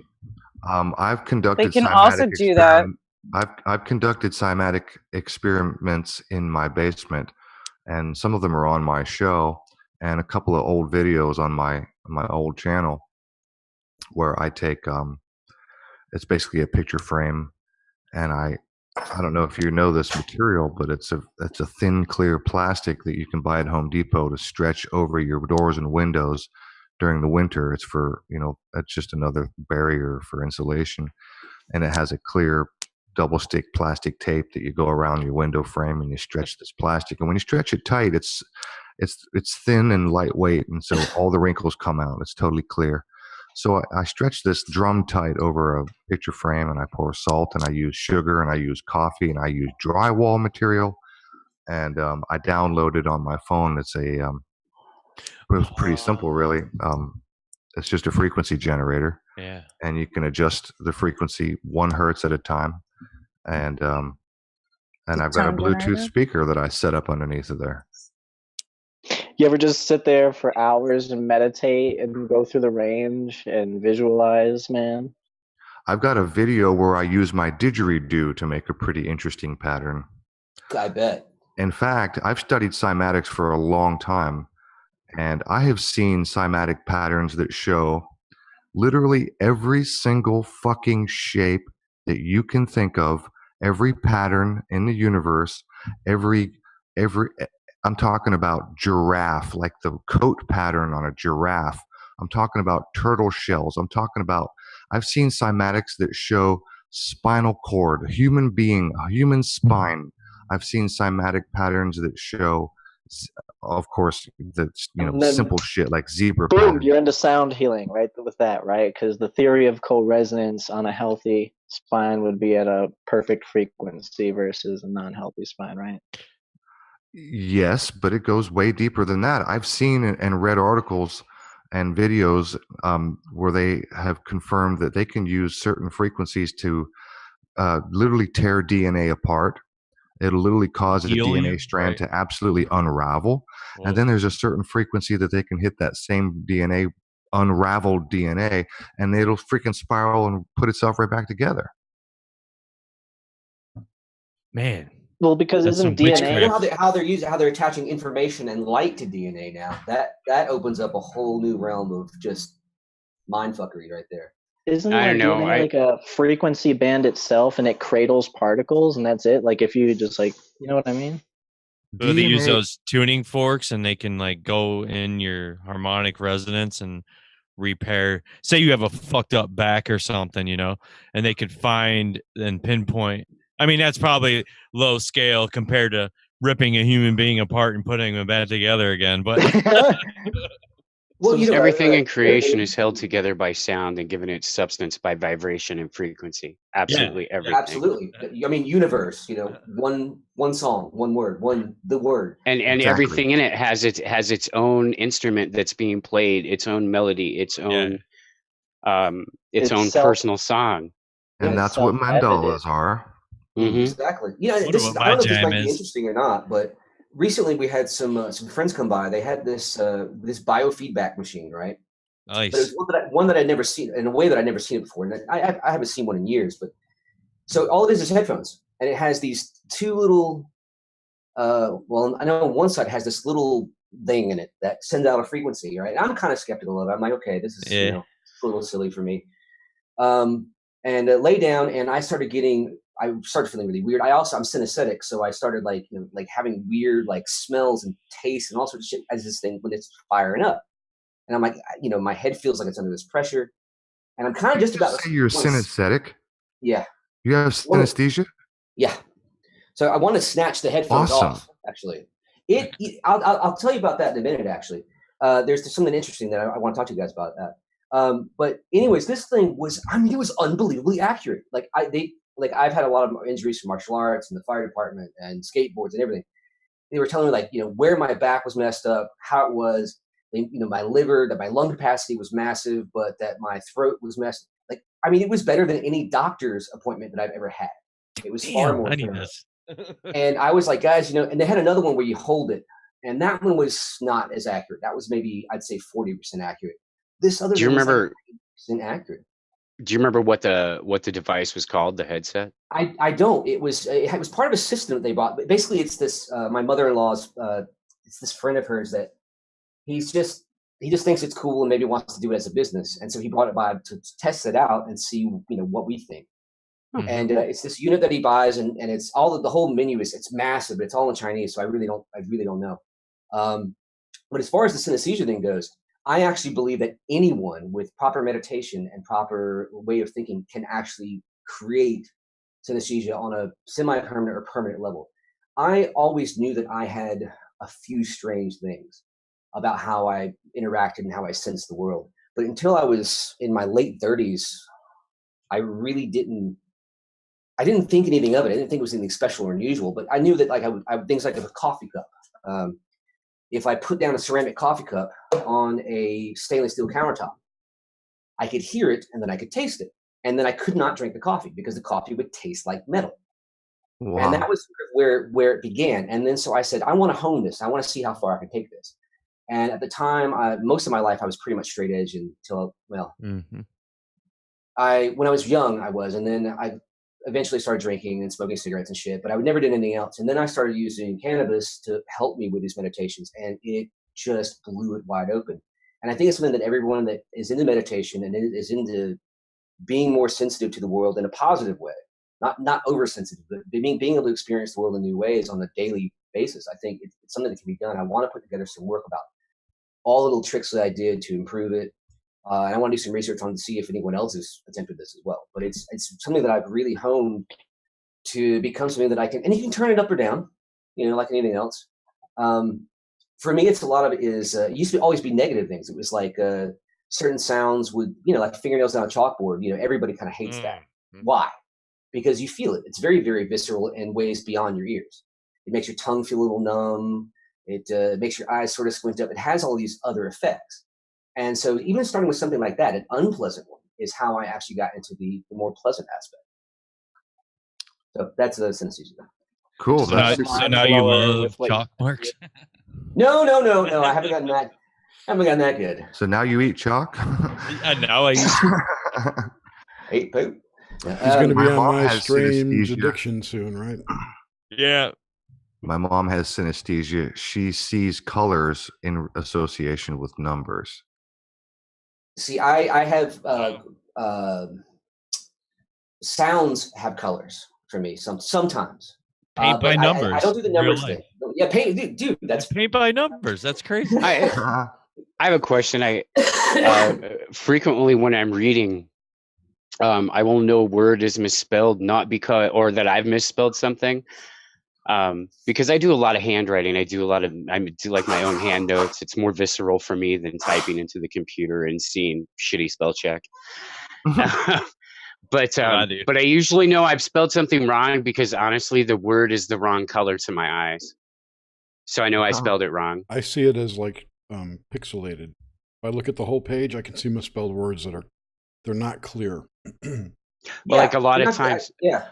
I'm always curious about that because of how it connects with, I guess, psychic perception, I would suppose. Yeah. Because I can taste auras, people's auras. I can hear them.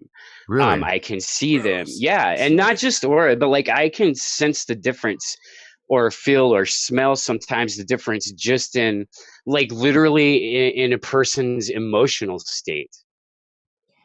But also, do you ever? I was going to go back to something that Thomas said earlier, that he thought that we could all tap into this. I'm absolutely convinced that that's correct. I think that there's too many examples of people who hit their head or they have a car accident and they have serious head Struck by trauma, lightning. and they speak a whole new freaking language, or they develop synesthesia, or play the piano like a maestro. I have an idea of how to explain it. It's really base, dude. It's just we have electromagnetic fields about us, and you have an ability to interpret electromagnetic fields beyond what you consider the five senses, and it'll play on the five senses to get you into the right sphere of thought, because every thought is a structure, and there are certain thoughts which are higher frequency. And I think synesthesia is actually the creation of neural pathways that intersect two commonly unintersected senses because you've achieved such high frequency states of mind, and it's creating new neural networks in your brain because Let me ask you a question. Do you have a good sense of direction? Yeah. I seem to find this correlation of people that have a very good, and this is going back to the electromagnetic aspect. Like, I mean, I can be underground, like, in the subway or whatever, or even in the cave, a few times I've ever been in one, and still have a really good sense of direction. It's one of those things where, like, my wife she can get lost in a restaurant. That's a male. I'm exact same Men way. and women, that's a pretty common. Different. Yeah, exactly. I can go someplace once and always get back there and get back home. Me too. I'm like that too. I always know where I'm at. And I feel I like also almost always know what time it is within 3 to 4 seconds. Me too. Yes, always. And which is weird because I actually hate keeping track of time, and I never do. I don't look at clocks. But yeah, I can't wear a watch. I don't wear a watch. Yeah, my body destroys them. Yes, exactly. I used to erase 3.5 floppy disks, carried them in my shirt pocket, erased the damn things every time. Yes.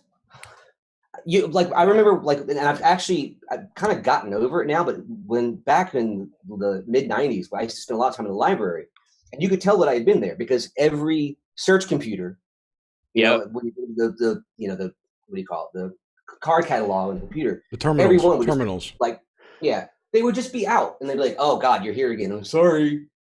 It used to be quite a problem. My mom's the same way.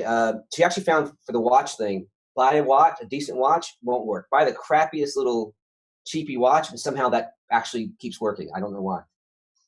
But the whole thing about do you have RH negative blood? Having,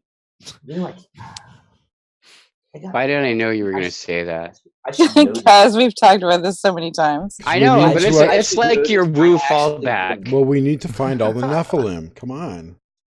I need to find my tribe. She has my dog tags from the fire department. I'll have to ask because it says on there. I can't remember. Can I just resign then? Because damn, Jerry Lewis died again. Again? Yeah. How many times does that make now? 3? Twice that I remember.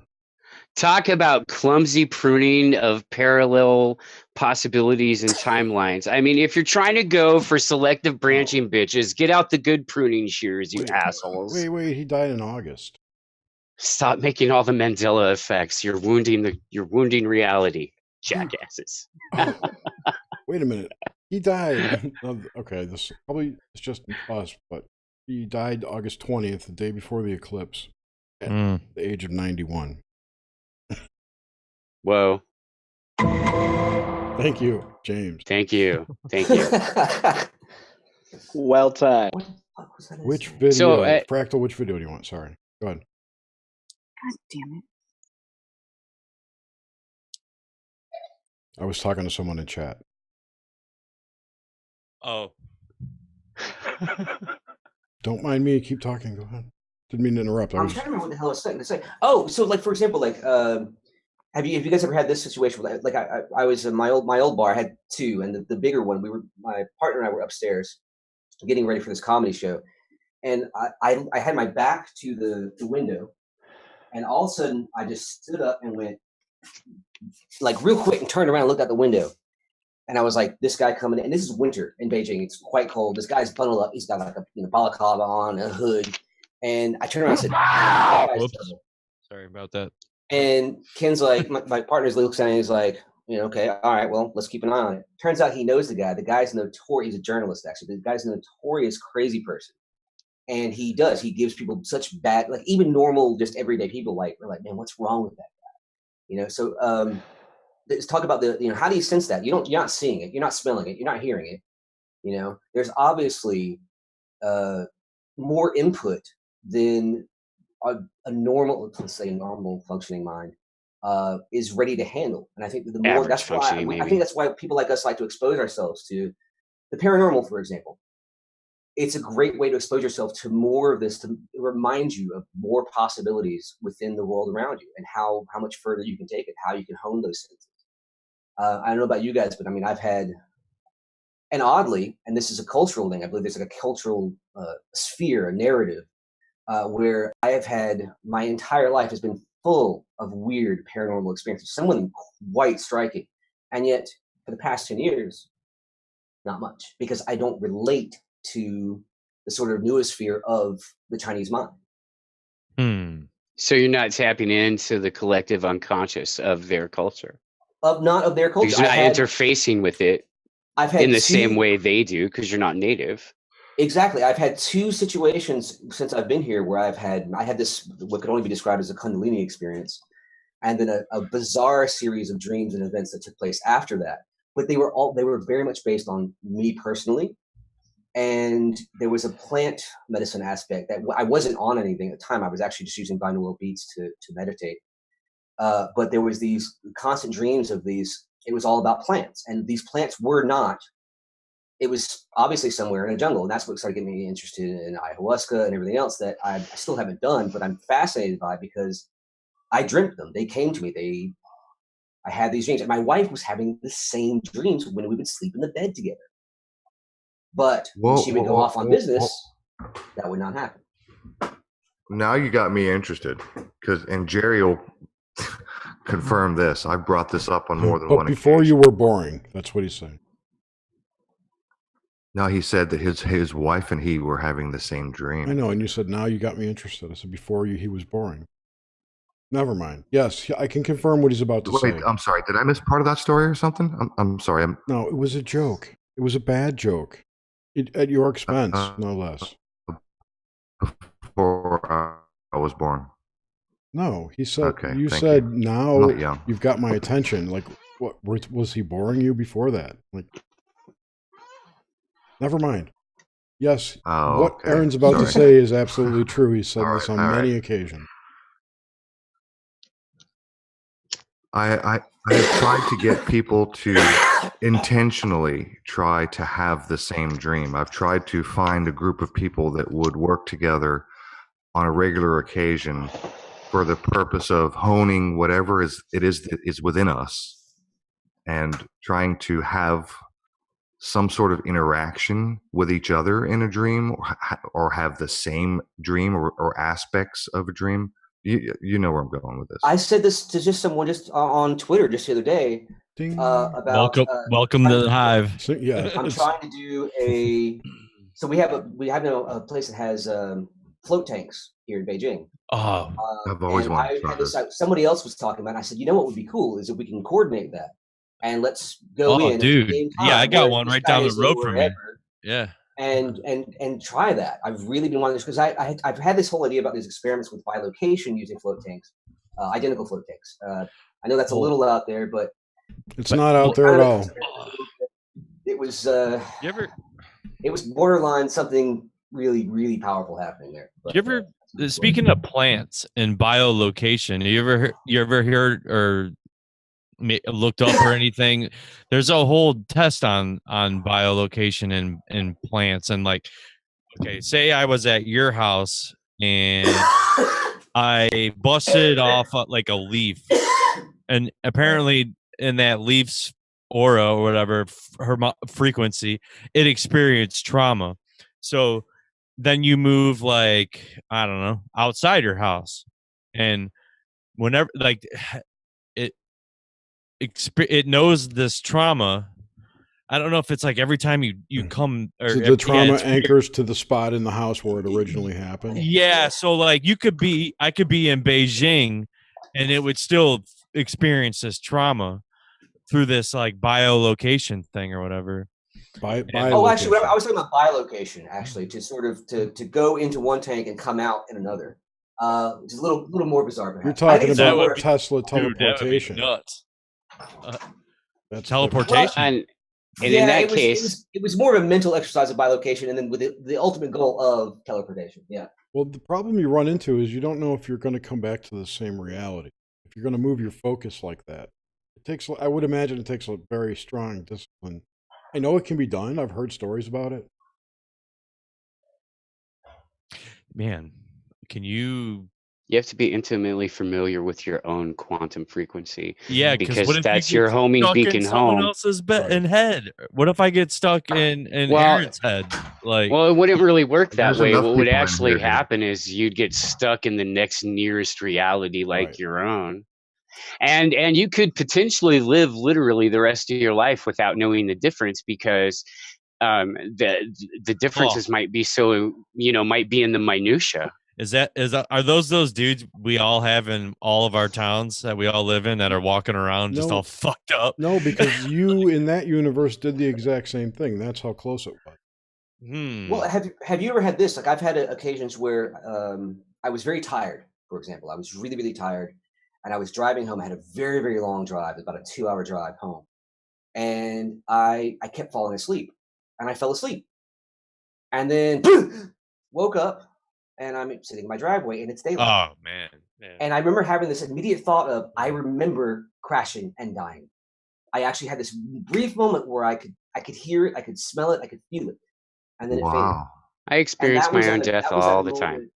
That was at a moment of a lot of really, really weird shit going on in my life, and so it kind of got brushed under the table a little bit. But I've thought about it many times, and I've had other experiences.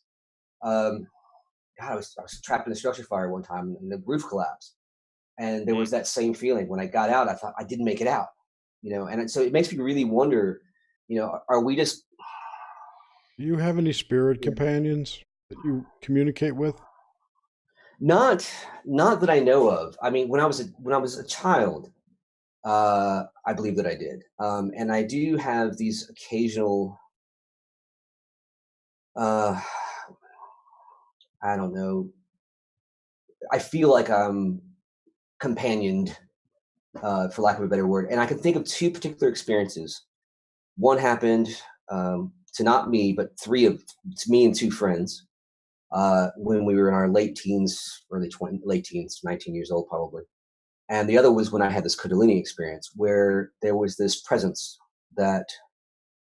The funny thing is, we all had the same feeling. It was almost this wave, this wash of this love, this energy. And we would actually have been going through something very dark until then.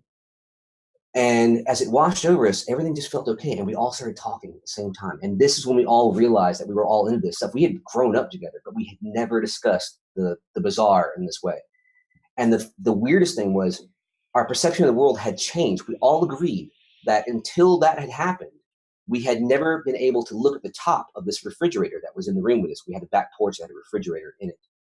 And that had always been slightly higher above eye level. But for that time, while we had that feeling, we literally felt so uplifted in a literal sense that we all remember feeling taller, more powerful, and more connected. And that change, that was the beginning of that very, very strange, very dark in many ways times. There was definitely some negative feedback because of that experience. But that's an incredibly long story. I would love to hear it sometime. Did you wind up cleaning the top of the refrigerator after that? I was just going to say. Actually, that was funny. No, it was actually quite clean because this guy lived with his grandparents. and his grandmother was rose above the fridge, and you all could experience the top of this fridge at the same time. Is that kind of what you're saying? Like, yeah, we were all okay. feeling, we were all looking, and that was funny. That's said, fucking guys, crazy. yeah, That's crazy. Yeah. And we all looked at each other, and we like I said, we just started talking, and I remember we started making connections. We like the music that we listened to. Well, Aaron, it works. No doubt. Yeah. The things that we had been exposed to that we thought we disliked because we liked them, but we started pulling out more meaning out of all, and we all interpreted it in different ways. And we also had this sort of very ominous precognition that began to get very, very strange over time. And I don't know how it's going to play out, because it was something that's not going to happen until probably very soon. This was something very far in our future. And I don't know about you guys, but I do feel like something very dark is coming. Oh, there's something weird going on. There's something in the air, dude. Last night when I had you check, the feed. So I had a comment about you guys did that. You had that light thing that could have been a negative thing in and of itself that somehow attached to your group. That's why it got dark and depressing. No, actually, so what actually was happening is, all right, we've all had this. Now, and guys, if I talk too much or get too excited, I apologize. I haven't been able to talk about this shit with anybody for That's what we're here for, man. Yeah, man. So let it what out. was happening? We've all had this experience where, and sometimes it's very, very pleasant. In fact, usually it's very pleasant, and it can even be very romantic, where you're with a friend, you're with someone that you're connected with.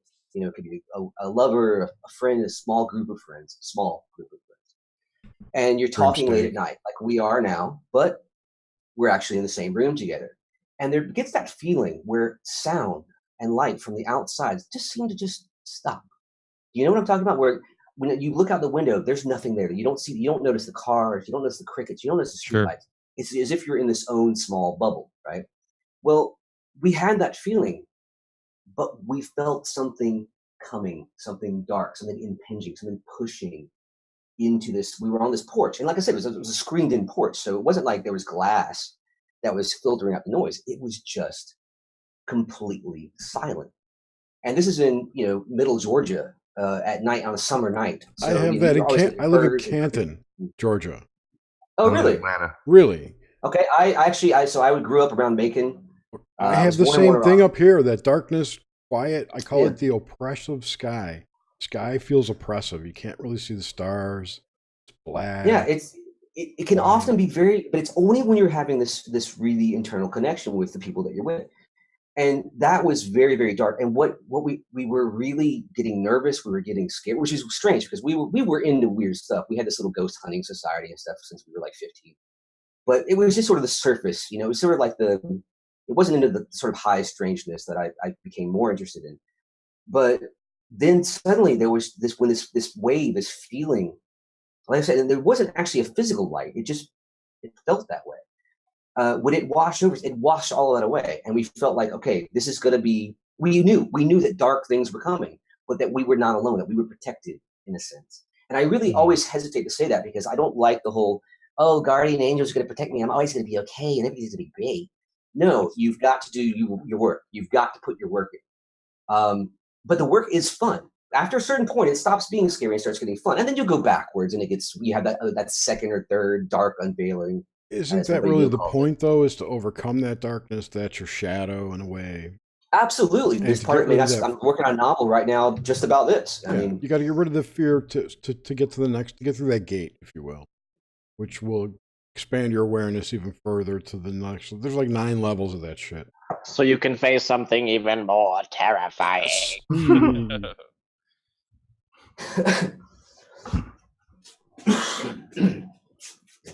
gotta get rid of this cough. Living in Beijing, I've had a pretty much constant sinus infection for like 10 years. But...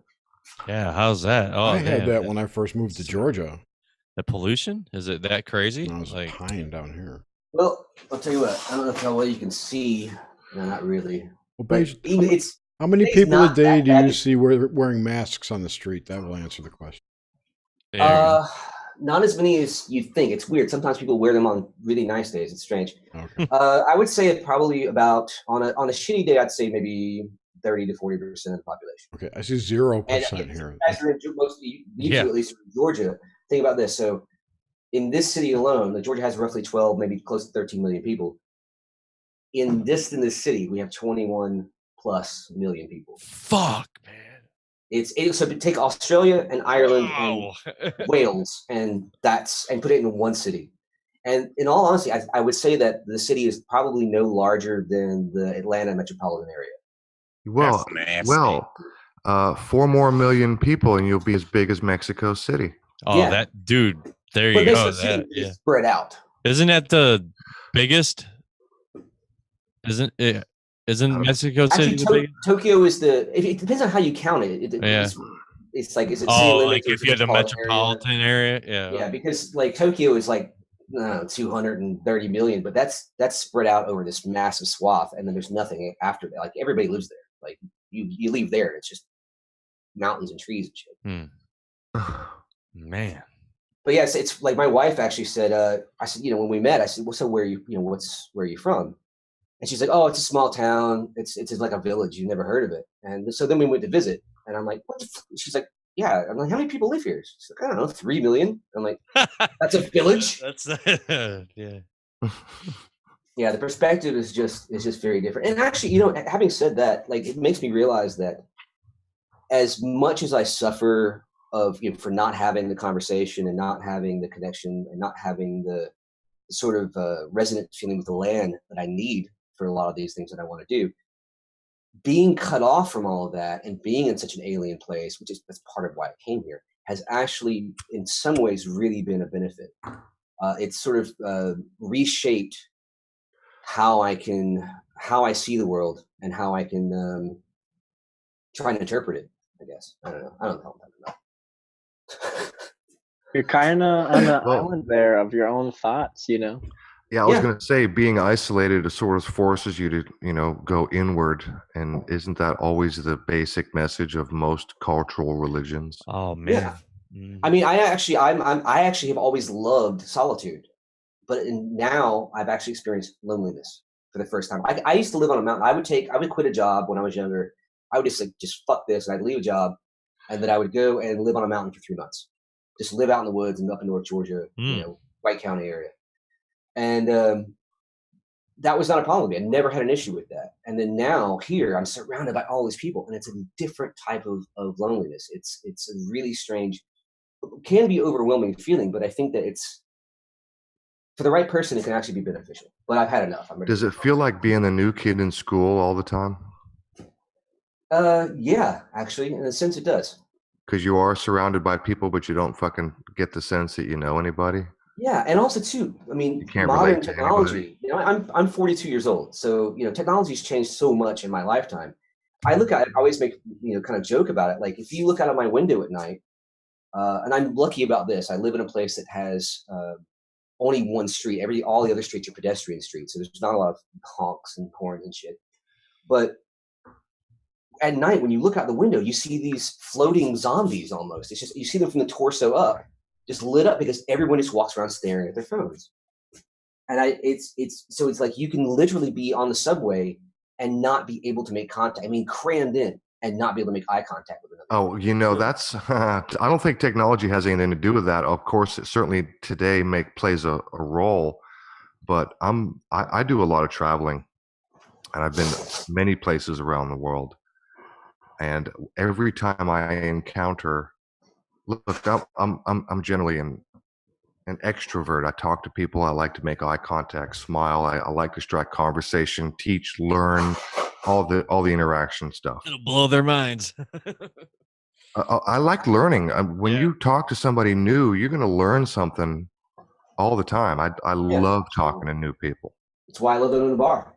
But look, when I'm on vacation, there's, it's touristy areas. And so there's like Asians and mix of everybody. But I'm always, when you walk in a pathway and you're crossing paths, and I'm the kind of guy that'll make eye contact, smile, nod.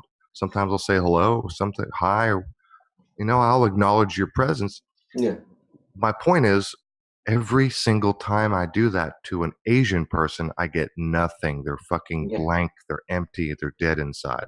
Yeah, I agree. I mean, and I'm married to one, and that's probably my biggest pain in life right now is that emptiness inside. And it wasn't always there, but once they get back into that society and that way of doing business and that way of thinking, it's straight back to it. And like riding a bicycle. It was alien. I was gonna say, do you have a bike or a car? It's not alien, it's AI. I actually have a trike, like an electric trike, which I love. Nice.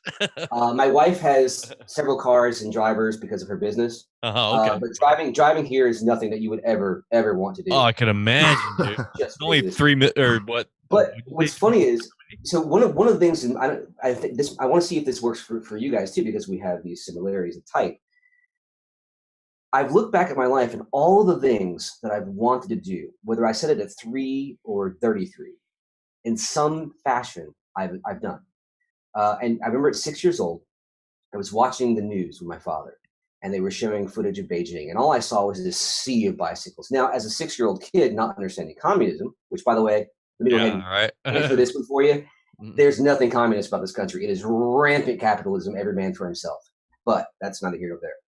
So at 6 years old, I look at these bicycles, and I go, when I grow up, I'm going to move to Beijing and sell bicycles. So after I got here, I was like, you know what? I've got to sell some bicycles while I'm here. So I actually I buy bicycles when people are leaving, and then I sell them to new people. I don't even make money off of it. It's like I'll buy them for like, 10 kwai or 100 kwai or 200 kwai, and then I'll just sell them for the same, just because I like to combat. I want to be a firefighter. I did that. I want to be in the Coast Guard. I did that. Yeah. All these things that you want to do, and it might not be in the exact way. I got kicked out of the Coast Guard because of a back injury the day before graduation, but I did it. And I wonder if that's part of that manifestation people talk about when you, and it's unconscious because you're a kid when you say half of these things. I think other than being an astronaut, which, I mean, hey, psilocybin, whatever. Sky's the limit, dude. Other than being an astronaut, though, I've accomplished all these things. And I've still got so many more. And now it's actually time to come back home. So, yeah, I'm kind of done with Beijing. You guys will probably be seeing me in person at some point next year or two. Sweet. In Macon. Ooh, I like Macon. Stop by Cleveland. They got a good Mediterranean restaurant there. Right on 75. Come see the Rock Hall. So were you always... I was going to ask you something. I forgot. Were you always from Middle Georgia? Born and raised? No, I was born there when I was a kid. I was 8. So we lived in Hawkinsville at the time. It's Pulaski County, just south central. Yeah, south central Georgia. And we moved when I was 8 to New Jersey for a while. Then moved to Florida, like southeast Florida. I'm getting this East Coast twang in you, and I'm trying to figure Pennsylvania. It's actually, in all honesty, it's not. This is not my voice. I have to do this. I have to actually use my sort of like voice acting, one of my voice acting voices, because it's really funny. I actually had a guy tell me a few months ago. At the time, my beard was really long. I'm kind of grizzled, and he's like, I can't believe that the voice is coming out of you, because I talk like a 16-year-old skate kid. I mean, that's really what I still am. Everything's like, I'm just like, dude, man, oh my God, what the fuck? I'm like really hyper excited. And I'm like everything's really casual. And so I have to sort of, in order to be understood over the medium of the internet and microphones and such, I have to sort of try and get this neutral accent. I don't really have a Southern accent. So anyways, we moved to Florida, and then we moved back to Georgia when I was 12. And I spent most of my time there, a little bit in Texas, a little bit in Oregon.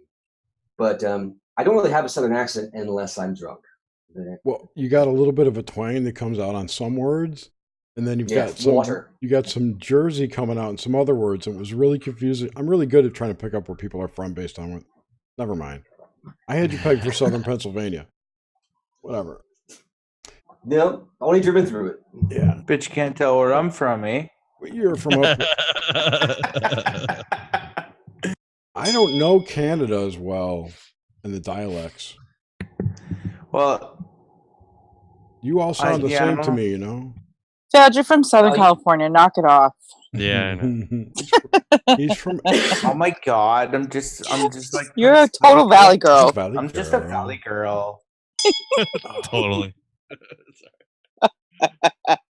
So you always tell me, gag me with this phone. What I was going to ask, I asked, if you don't have any spirit guides or anything, so. So that's what I was saying. Yeah, so the second one was the Kundalini experience.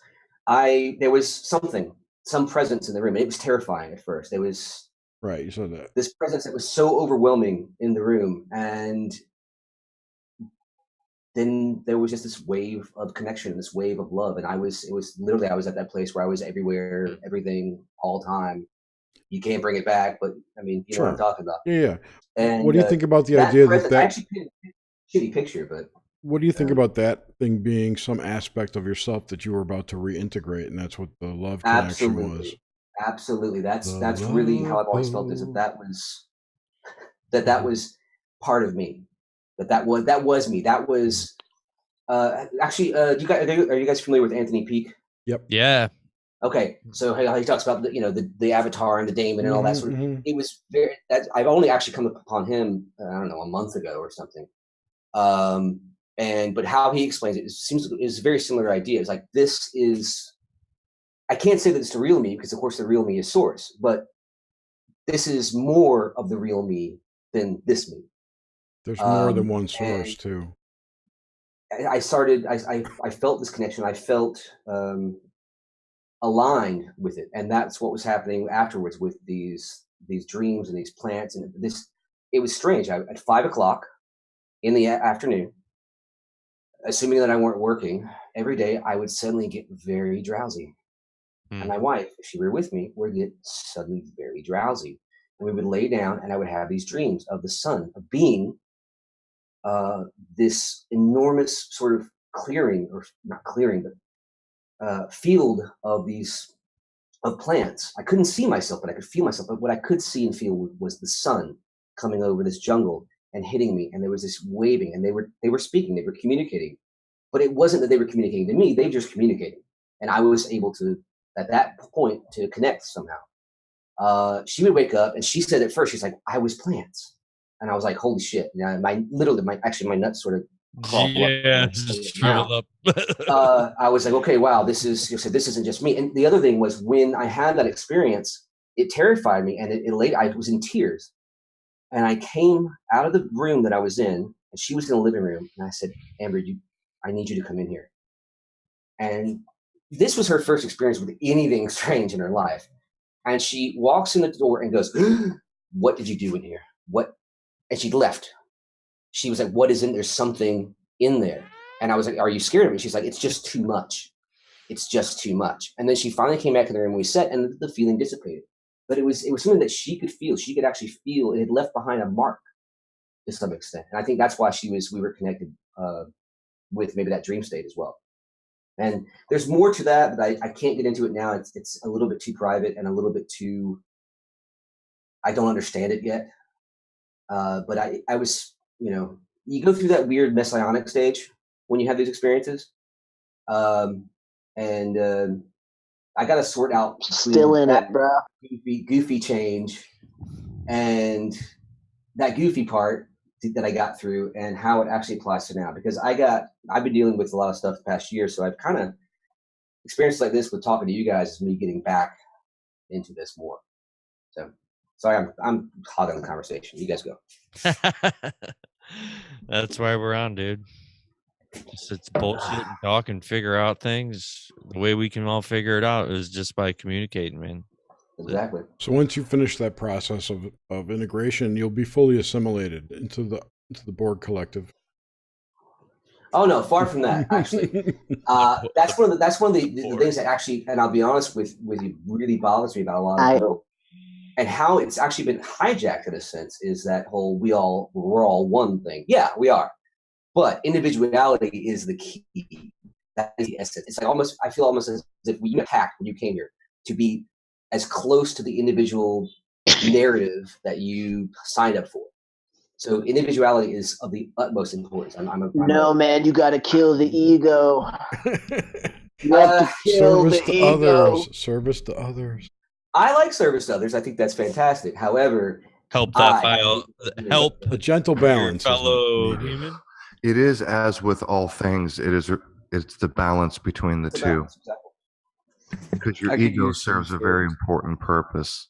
As I frequently point out to people, it's the black and white square and unity are not the same thing. Not at all. What was that? I'm sorry. Oneness and unity are not the same thing. Absolutely, yeah. What is unity then? Coming together. So if you kill your ego, is it too late? No. It never really dies, man. It just gets reintegrated in a new way that you have to figure out again. The fact that you think you don't have one is egotistic. Exactly. No, man. I killed my ego 6 years ago. Was laying on the couch. I snuck up behind the poor bastard with a pillow. Dead now, man. Dead. Piano wire. Piano wire. It was the butler. It was the butler. Yes. In the kitchen. It was Miss Peacock with the candlestick in the conservatory. With a Chipotle bag.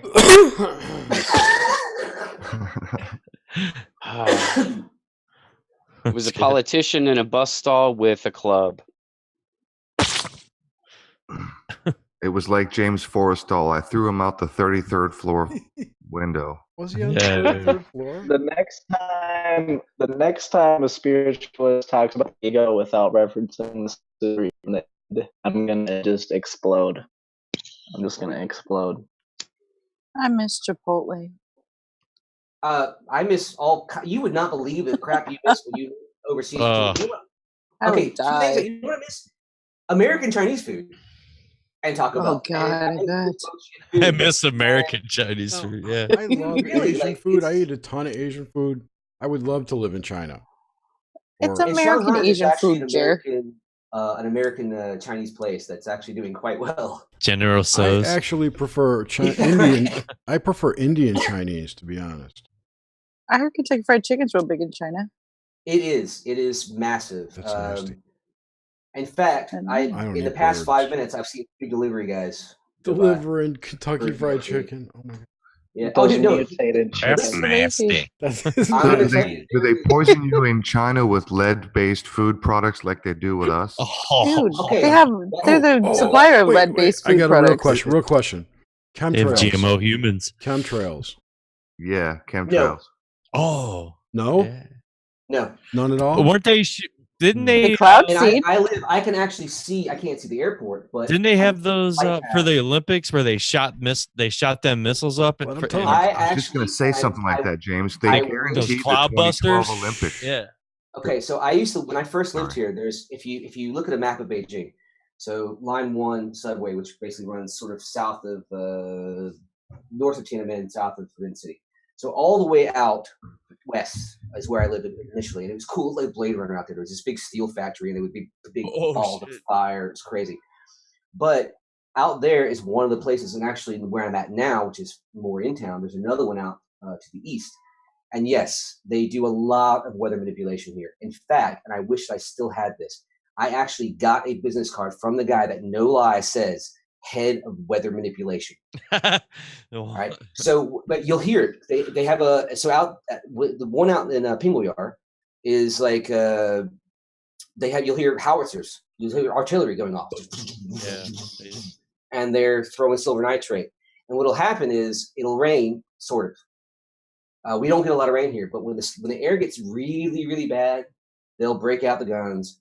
And you'll see this light rain of this oily shit. It's like mineral oil. It's disgusting. It's a cleansing rain, right? But it's so light. Yeah, we might get some actual rain. It's what Beijing sits in a bowl in a sense. So cleans the streets. Everything just stays right here. It's just disgusting. They should have built giant fans.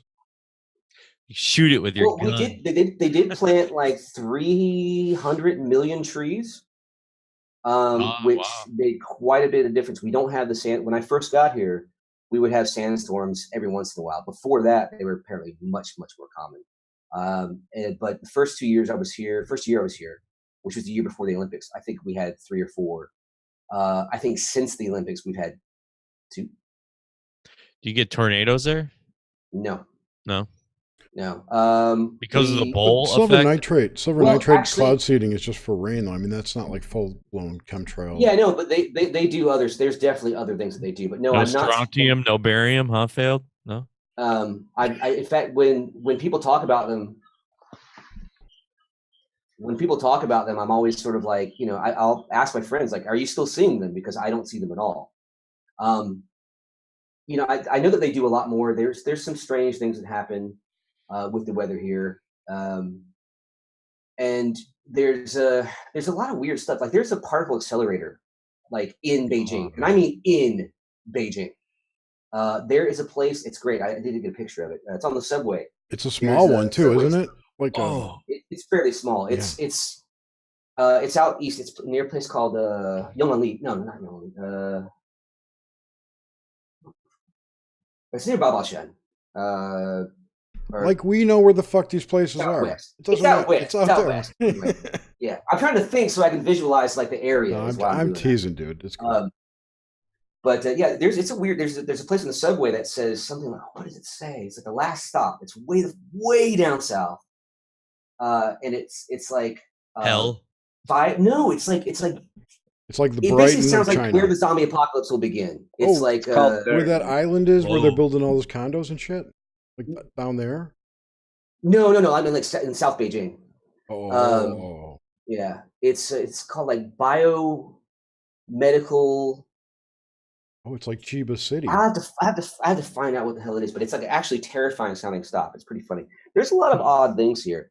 Wasn't Beijing the home of Chiba City or nearby Chiba City and all the William Gibson novels, the cyberpunk, like all the biometric the electronics that plug into you and all that of the cyberpunk era were in like southern China?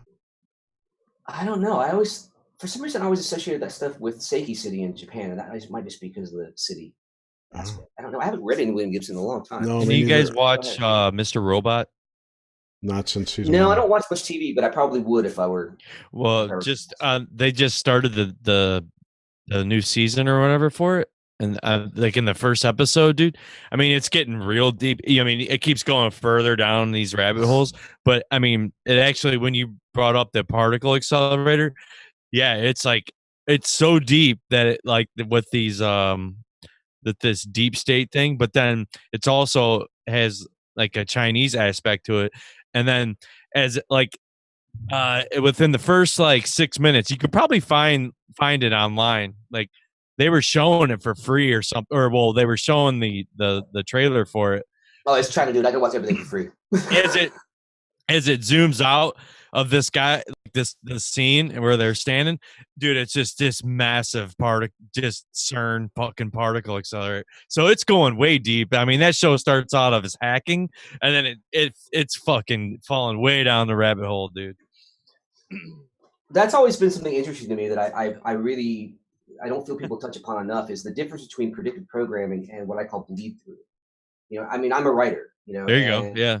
So one of the issues is like I hate it when people just sort of have this sweeping idea of, oh well, see, they're just trying to predict program us and teach us about this. But no, the truth of what is actually happening in the world does come through into art. That's what art has always been. It's always been a window. True. I just wrote a huge article about this a week ago. I gotta read your stuff, man. I already linked it to you in Slack. I linked it to you in Slack. Is it kind of were you kind of referring to like, I don't know what you wrote, but maybe occult symbolism and stuff in art? The article is called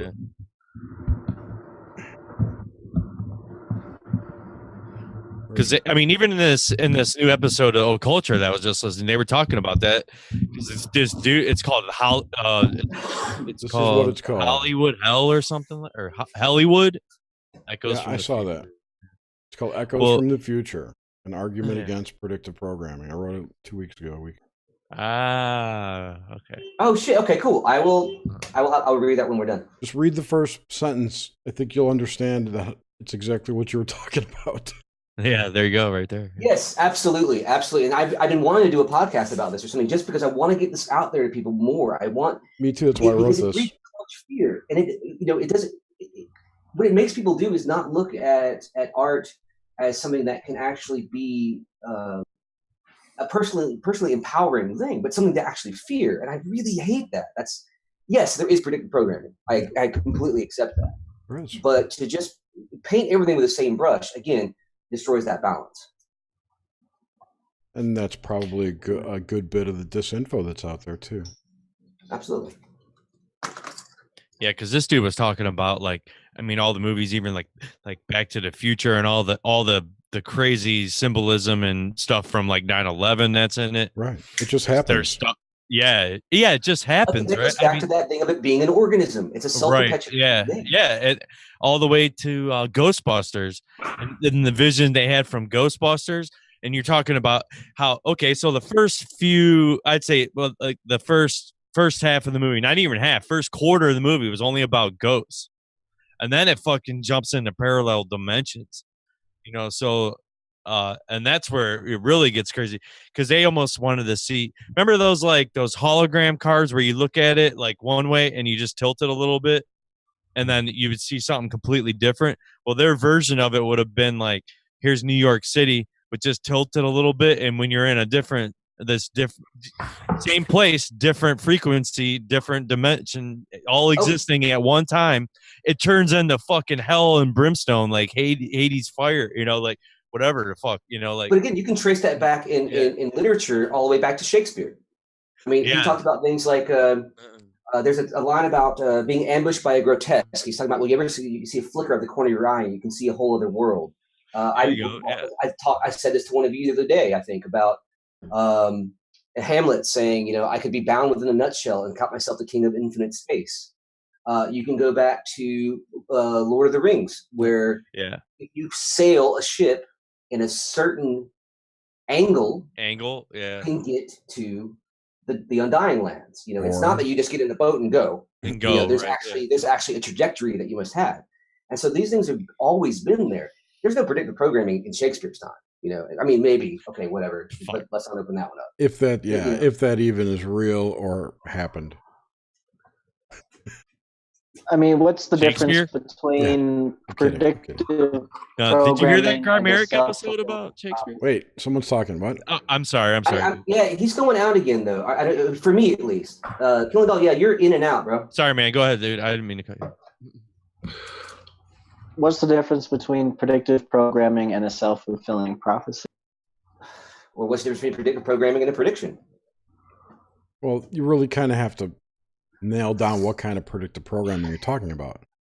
Like this thing about Sandy Hook, for instance, is in the Batman movie. The whole, the Sandy Hook reference. Yeah. Okay, so what about the fact that Nathan Crowley, the great grandson of Aleister Crowley, was the art director on that film? Yep. And may have been responsible for putting that in there. Does that mean anything? He's also the art director on Westworld, the new Westworld HBO series. Another heavily occulted. Oh, yeah. Well, it's just telling us we're cybernetic organisms. Well, that's self-fulfilling prophecy. What exactly is that in your eyes? Because I mean, like self-fulfilling prophecy. That's magic, essentially. I mean, it's the law of attraction, magic, whatever you want to call it. I think the idea is you believe something so strongly that you make it come true. You pull everything into alignment to make it happen. Like Thomas was saying, like maybe all of us, if it's a self-fulfilling prophecy, like he was saying, he's done pretty much everything he's kind of set out to do. It might not be in that particular order you might wanted to do. That's just executing a plan. The thing about predictive programming I wanted to nail down was just by happenstance, though. Or maybe. I was just saying, the thing about predictive programming that I wanted to just nail down the difference is that people seem to think that it's there because they need to tell us what they're up to clear their karma. So that's one of the narratives for this predictive programming. The one I think, if anything, if it's true, would be one that would make people subconsciously aware of it and make it manifest more easily for them in the future. That's correct. Okay, I'm going to raise my hand so I remember something, not because I need it. It's making something manifest is one of the main purposes. Yeah, so we speculate that they're not even doing these things at the same time. So I don't think they are, right? So it's like three things. Mm-hmm. But there's definitely predictive programming. It's not predictive. It's just programming in media. It's suggestive programming. It's subliminal. The rabbit hole. Yes, that is the programming. Is that it? I still hold the idea that you have to be in agreement. You have to somehow accept it. Yeah, consent. To what? Consent to what? To the prediction, to predictive programming? Should it exist? No, to the idea that's being put forward. Stage Sandy Hook shooting by watching Batman. There's no way you could just connect those dots. But that's what their plans were, according to popular belief, right? So that there's a lot of forthcoming planning, all of that, to put it in a movie, to make an offhanded reference to stage the false flag to suffocate any conflict But what about between theories. the idea of this ripple effect that we have? I mean, the ripples don't go one direction. Yeah, like because the event takes place doesn't mean that only the future is affected. I'm totally on board with that. It's exactly what I wrote in my article. It's crazy that I you're talking about it. promise you, I will read that after we're done. Is there a comment section on that? Yeah. All right, cool. You know what we never really hit on is what this might be the central focus of it all is guns and gun ownership and gun handling, and that's what Jerry, I was going to bring up. Say, dude, I loved your tweet today about fucking.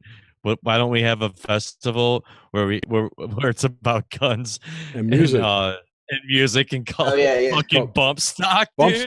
Bump Stock 2018. Yeah, that was pretty good. So I get bored on the way to work, so I think this shit up. Fuck, I forgot what I was going to say. The guns. Oh, right now going through Congress already. During when that happened, there was a new bill going through Congress to limit the sale of silencers and something else. I forget. But it was flash suppressors, maybe, but it was silencers was key because the first thing. Yeah, they were working on. The first thing Hillary Clinton said after the massacre was we got to get rid of silencers. Yeah. Okay, that was interesting. The second thing was that there's now a new bill out banning automatic weapons and things that have certain rates of fire. Yada yada yada. It's like Senate bill or House Bill 3999.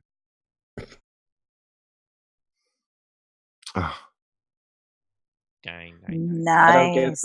I don't get it. It's just a weird 3999. There's like 3s and 9s and 666 upside down. I mean, it doesn't mean anything to anybody, but it just, I don't know. To me, it means that thing is part of the system.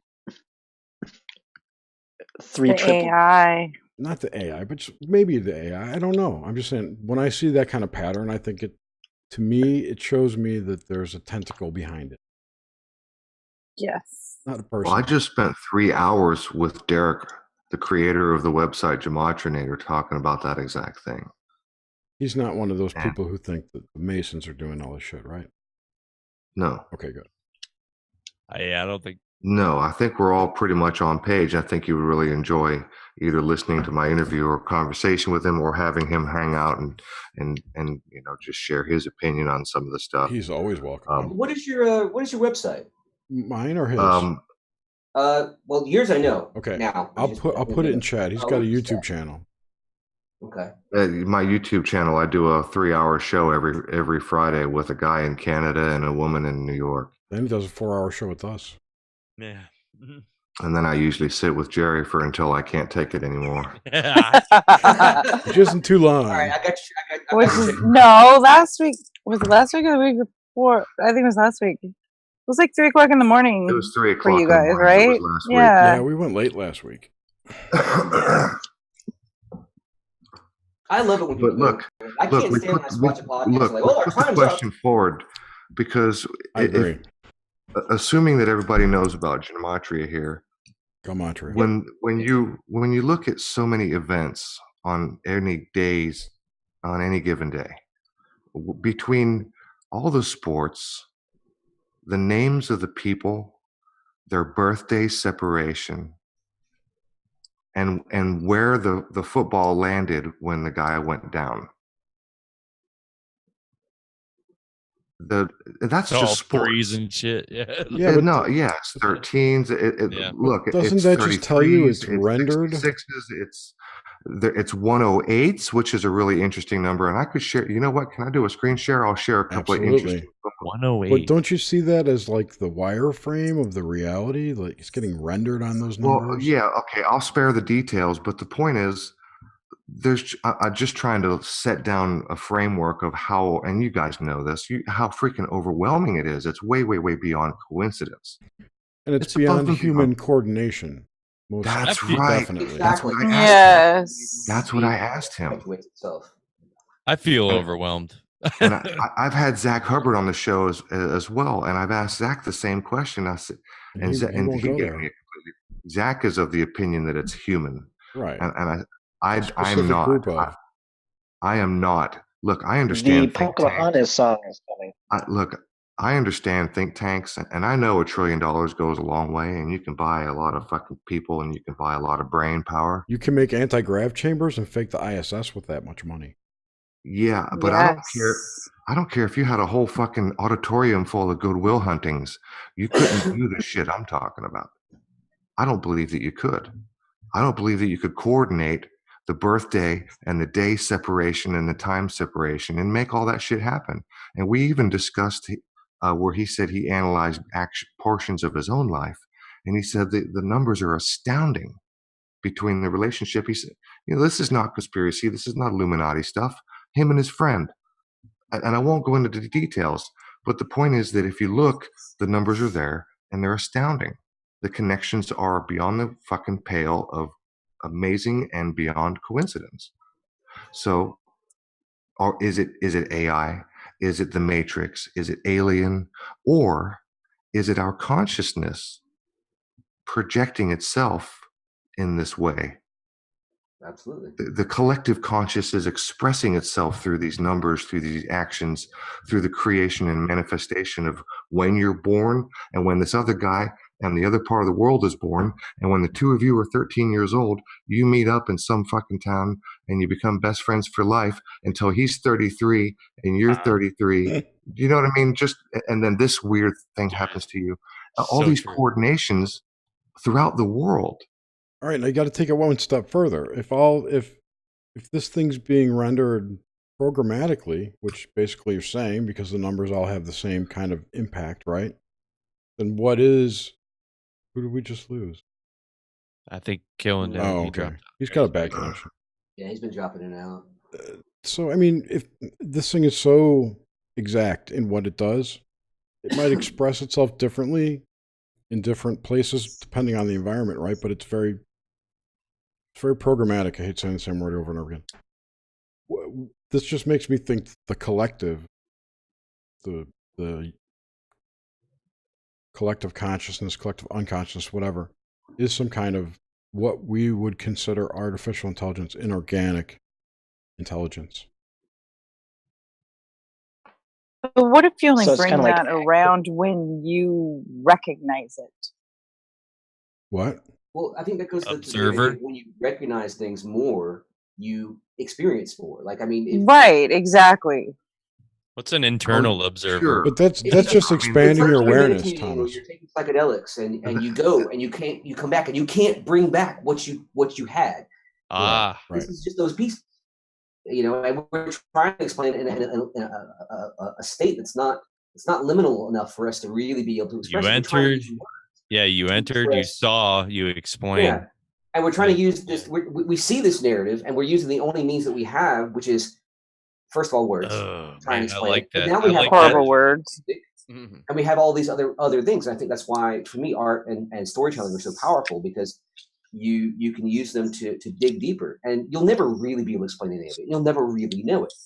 Now Thomas Sheridan would tell you that art, especially performance art, is magic. Are forms of magic. Absolutely. Yeah. But then again, I believe in the sense life. Well, is it magic. is. Everything. I'm not It is a I'm not form of disagreeing. I was going somewhere. I was going to further say that by suppressing that in people, by whatever means, they are suppressing our magic. By suppressing creativity. Fear. Yes, Absolutely. And I correct. think By that's what programming. when we consent to these. Sorry, go ahead. No, you're right. I just wanted to throw that point in there. You're right. You continue on. When you consent to them, you lose it. Yeah, you're giving up that right, or you're taking on these certain narratives that you're being given, so that you actually start to use that for lack of a better term that negative or dark magic against yourself. Or you run that program. You run that program. You're basically, you're looking at things through a filter that's guiding your free will. Essentially, you're letting your free will be taken away. When you're politically correct. For instance, you're consenting to give your free will away. Exactly. Because that's not the language you'd want to use. You're using someone else's words. That's correct. I heard this really out there guy a few days ago. I couldn't listen to the whole thing. It was on THC. This guy was talking about how free will is evil. And it was he was talking about the black goo, and I can't remember what the subject matter really was. Yeah.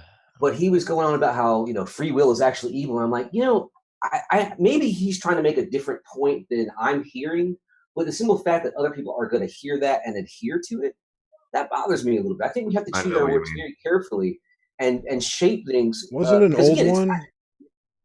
It was a little bit of an older one. He's a German guy. I can't recall his name. Harold Kautzvella. Kautzvella, yeah. That sounds right. Yeah. Well, he's the only German guy who talks about black goo. Okay. That I know of. Goo. No, and I could see what he said, what he was talking about. I'm not defending what he said, but I understand in the context that free will can be evil. People with free will can just shoot you in the head, and in that way, well, what he was, that's all. That's all. I could see it both ways. And he was saying more like you're actually free will is your attempt to escape suffering, and that suffering is like sort of your purpose or something. I mean, like I said, I couldn't actually listen to the whole thing. It got to like that's for me, unlike a Christian discernment has a lot to do with like there are people that I hear that just whatever they have to say does not resonate with me at that time. It might at another time, or it might for a while, and that was a stepping stone to something else, and now that person no longer resonates with me. There are very few people have that I've ever listened to that or read that have ever had a sort of a, it's like a great band. Every band is great until they make one fucking album too many. You suck. And so it's a little bit like that, where there's always that point where you're like, okay, I've outgrown this part, I'm ready to move. Or maybe I've gone backwards. That's always an option as well, or a possibility as well. Sometimes it's not moving forward or backward. It's just having the synchronistic harmony between the information coming in and where you're at. Yes. Once you say this is it, this is the final thing, you've totally you shut yourself down. You blew it. Yeah, absolutely. Yeah, it's like when you think you're an expert about something. Yeah, because then you see someone learning. says expert, Yeah, I'm like, I always think, the only thing I'm absolutely positive is I don't know a fucking thing. Dude, virtual fucking high five, dude. Yeah. I know what I think I know based on the experiences I've had and the life that I've lived. Yeah. And but just like everybody else, but I always figure it this way too. I think there's a certain portion of the journey because we're not all on the same journey, but we're all on the same road. So I think there's an incredibly large portion of that subsists on that completely spiritual level where we've not yet completely had the separation between mind and heart. So we're still able to communicate at that level. And that's where we get all those unified unconscious connections that are made between each other. That's because we're stepping away from how we grew up. I think maybe sometimes it's that, but I think it's actually not. It isn't just one thing. I think it's an incredibly huge combination of things. Oh yeah. Well, I don't know if I'm playing with semantics too much, but I'm of the opinion that we are on the same journey. I think the road is the difference. Different roads to one place. Not if we all create our own reality. That can't be possible. Because it really seems like the after-death experience is subjective to some degree. I actually think the road you're traveling, I think...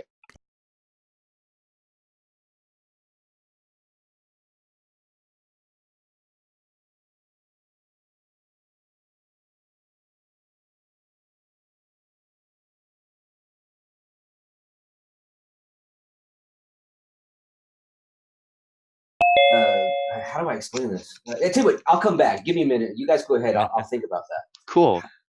Well, and I'm not saying that's definitely it. That's my take on it, just from the things I have experienced.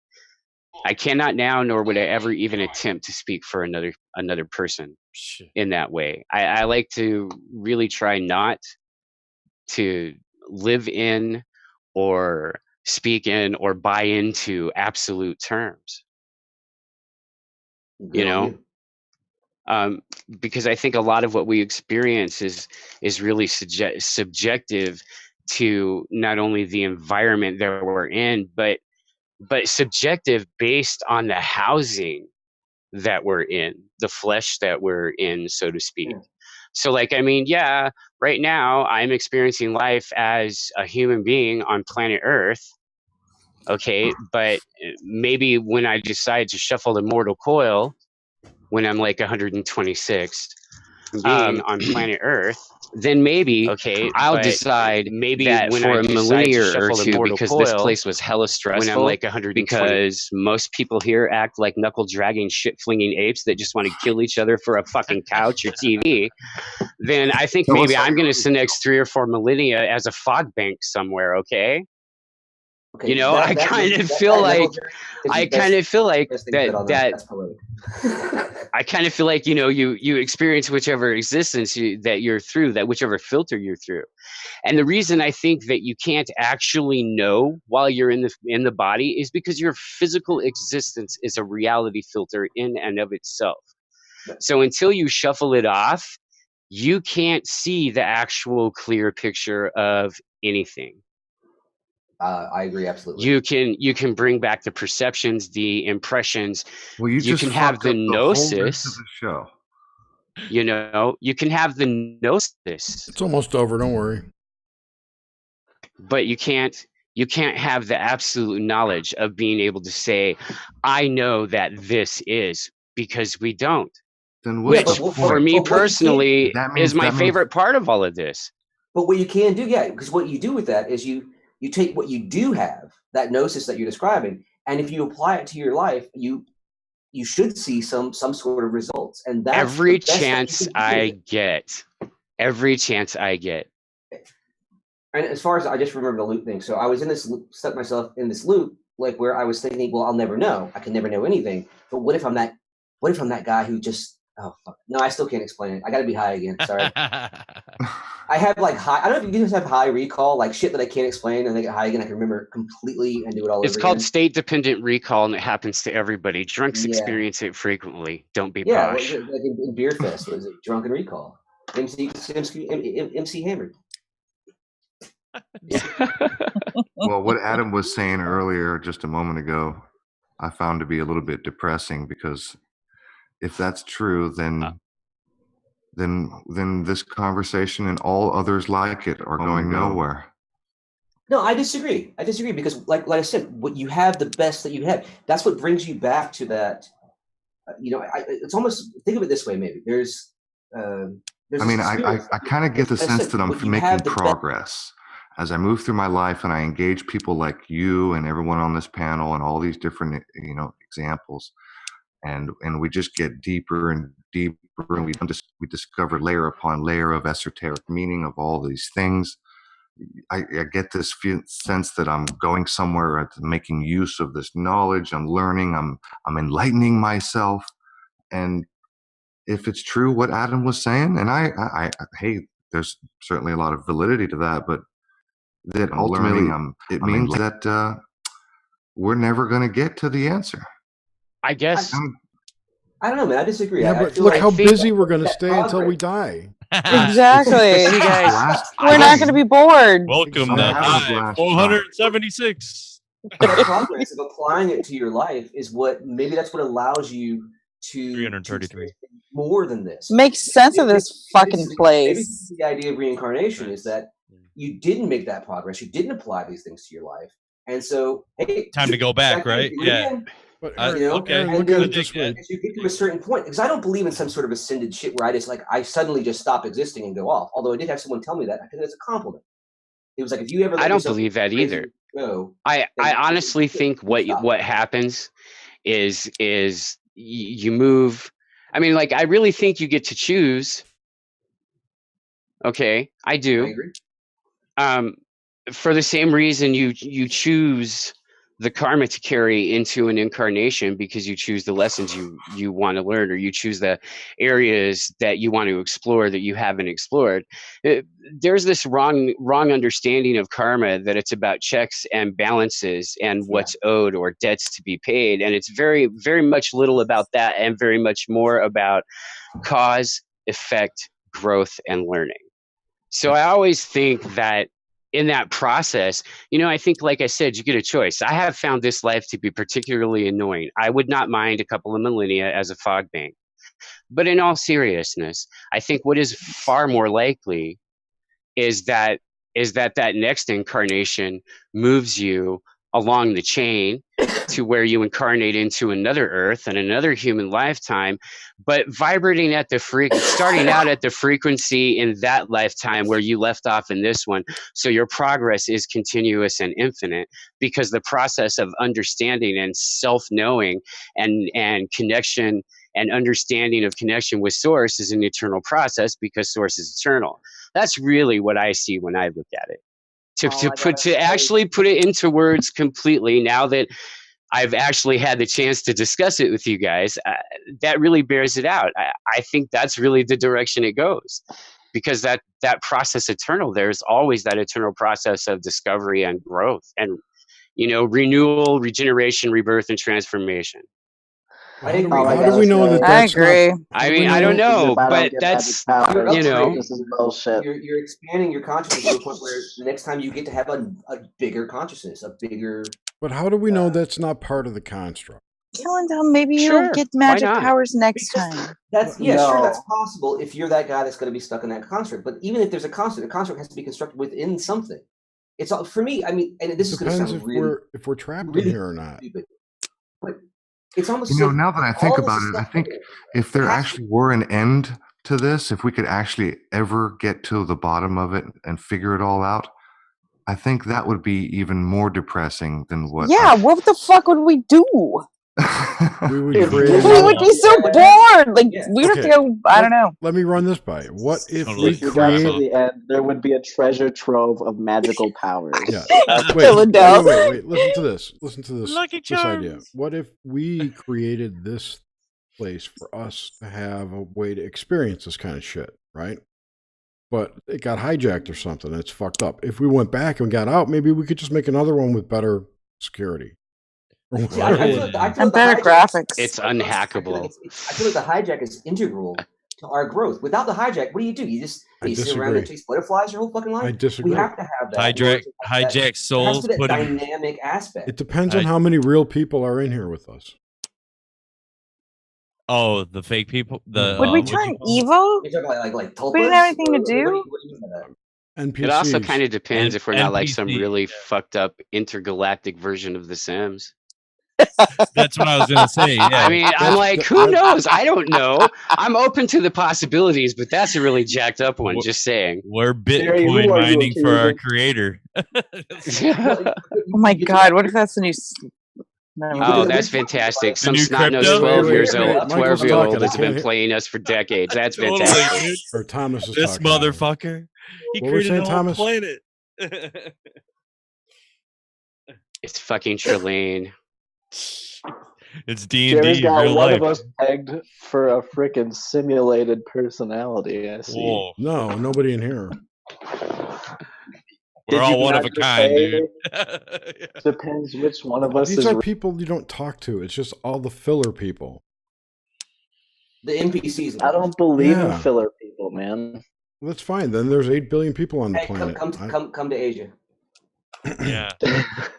Yeah, Asia's worst. I would die over there. They'd have no personal space. The NPCs are amok. If the universe is a fractal and man is made in the image of God, we are each a microcosm into our own self. Maybe people further off have less detail due to the nature of the scale of fractals or And whatever. how you get more detail is by applying these things to your life and understanding them and having these conversations. Takes out. Or maybe just approaching the individual and engaging them. You know, like That's true, that's all too. it takes to build them out. The idea of these conversations is more to explore funky ideas, which I think help expand your awareness of possibilities sponge. and make you. Be a It sponge. triggers people to think of other shit too. Ask Aaron. Yeah, go up to someone who has a blank look on their face and watches TV all day and talk about this shit with them. See what'll happen. It's not good. Try and talk to your parents. Yeah, you'll get two reactions. Yeah, my parents, my kids, my. Yeah, but so maybe instead Yeah. of trying to engage them on this level, maybe just try and engage them in something that you have in common. Of course, that's what you have I mean, to do. you know, Otherwise, and then hit them with the aliens. I later. was at a Browns game and I started talking global warming with some random dude, but I didn't push like too far with him. I was just like, well, man, I was like, I just made sure his house was okay because he was from Florida, and I was like, man, is your shit where all was right? he? Was he somebody that was just like not aware of it at all, and that was first information? Well, he was on the he was on the global warming train for sure. I was like, well, I was like, I guess step if it's back. a flat Was that earther, before you'd or be after the scientists disc backed off warming, their work? right? Yeah, I just told him, I was like, the Earth does this, dude, and at the same time, I'd look more into your weather pattern instead. Like, I start coughing in front of people. Those chemtrails are bad today. Yeah, I don't ever say that. I usually ask people, is my SUV causing the polar caps to melt on Mars?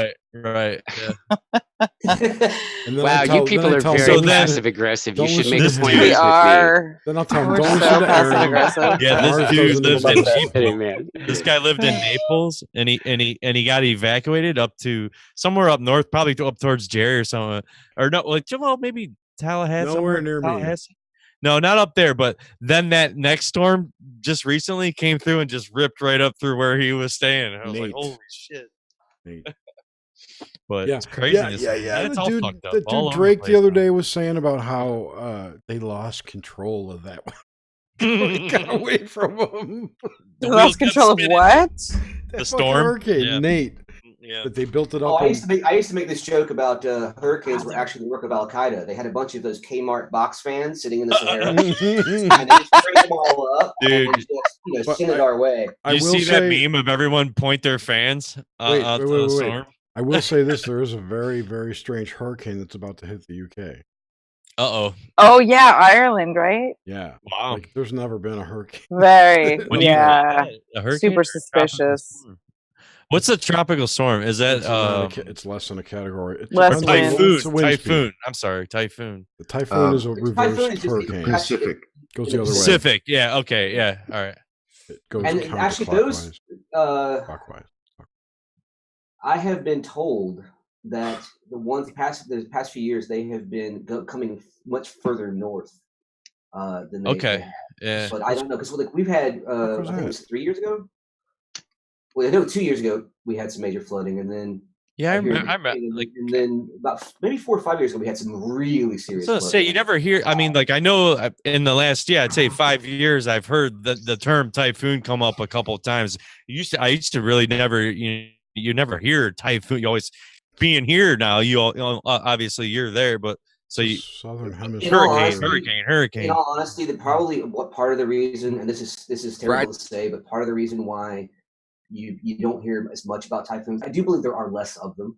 Yeah. But I think that as far as the media is concerned, the typhoons traditionally have just taken out little brown people. Yep.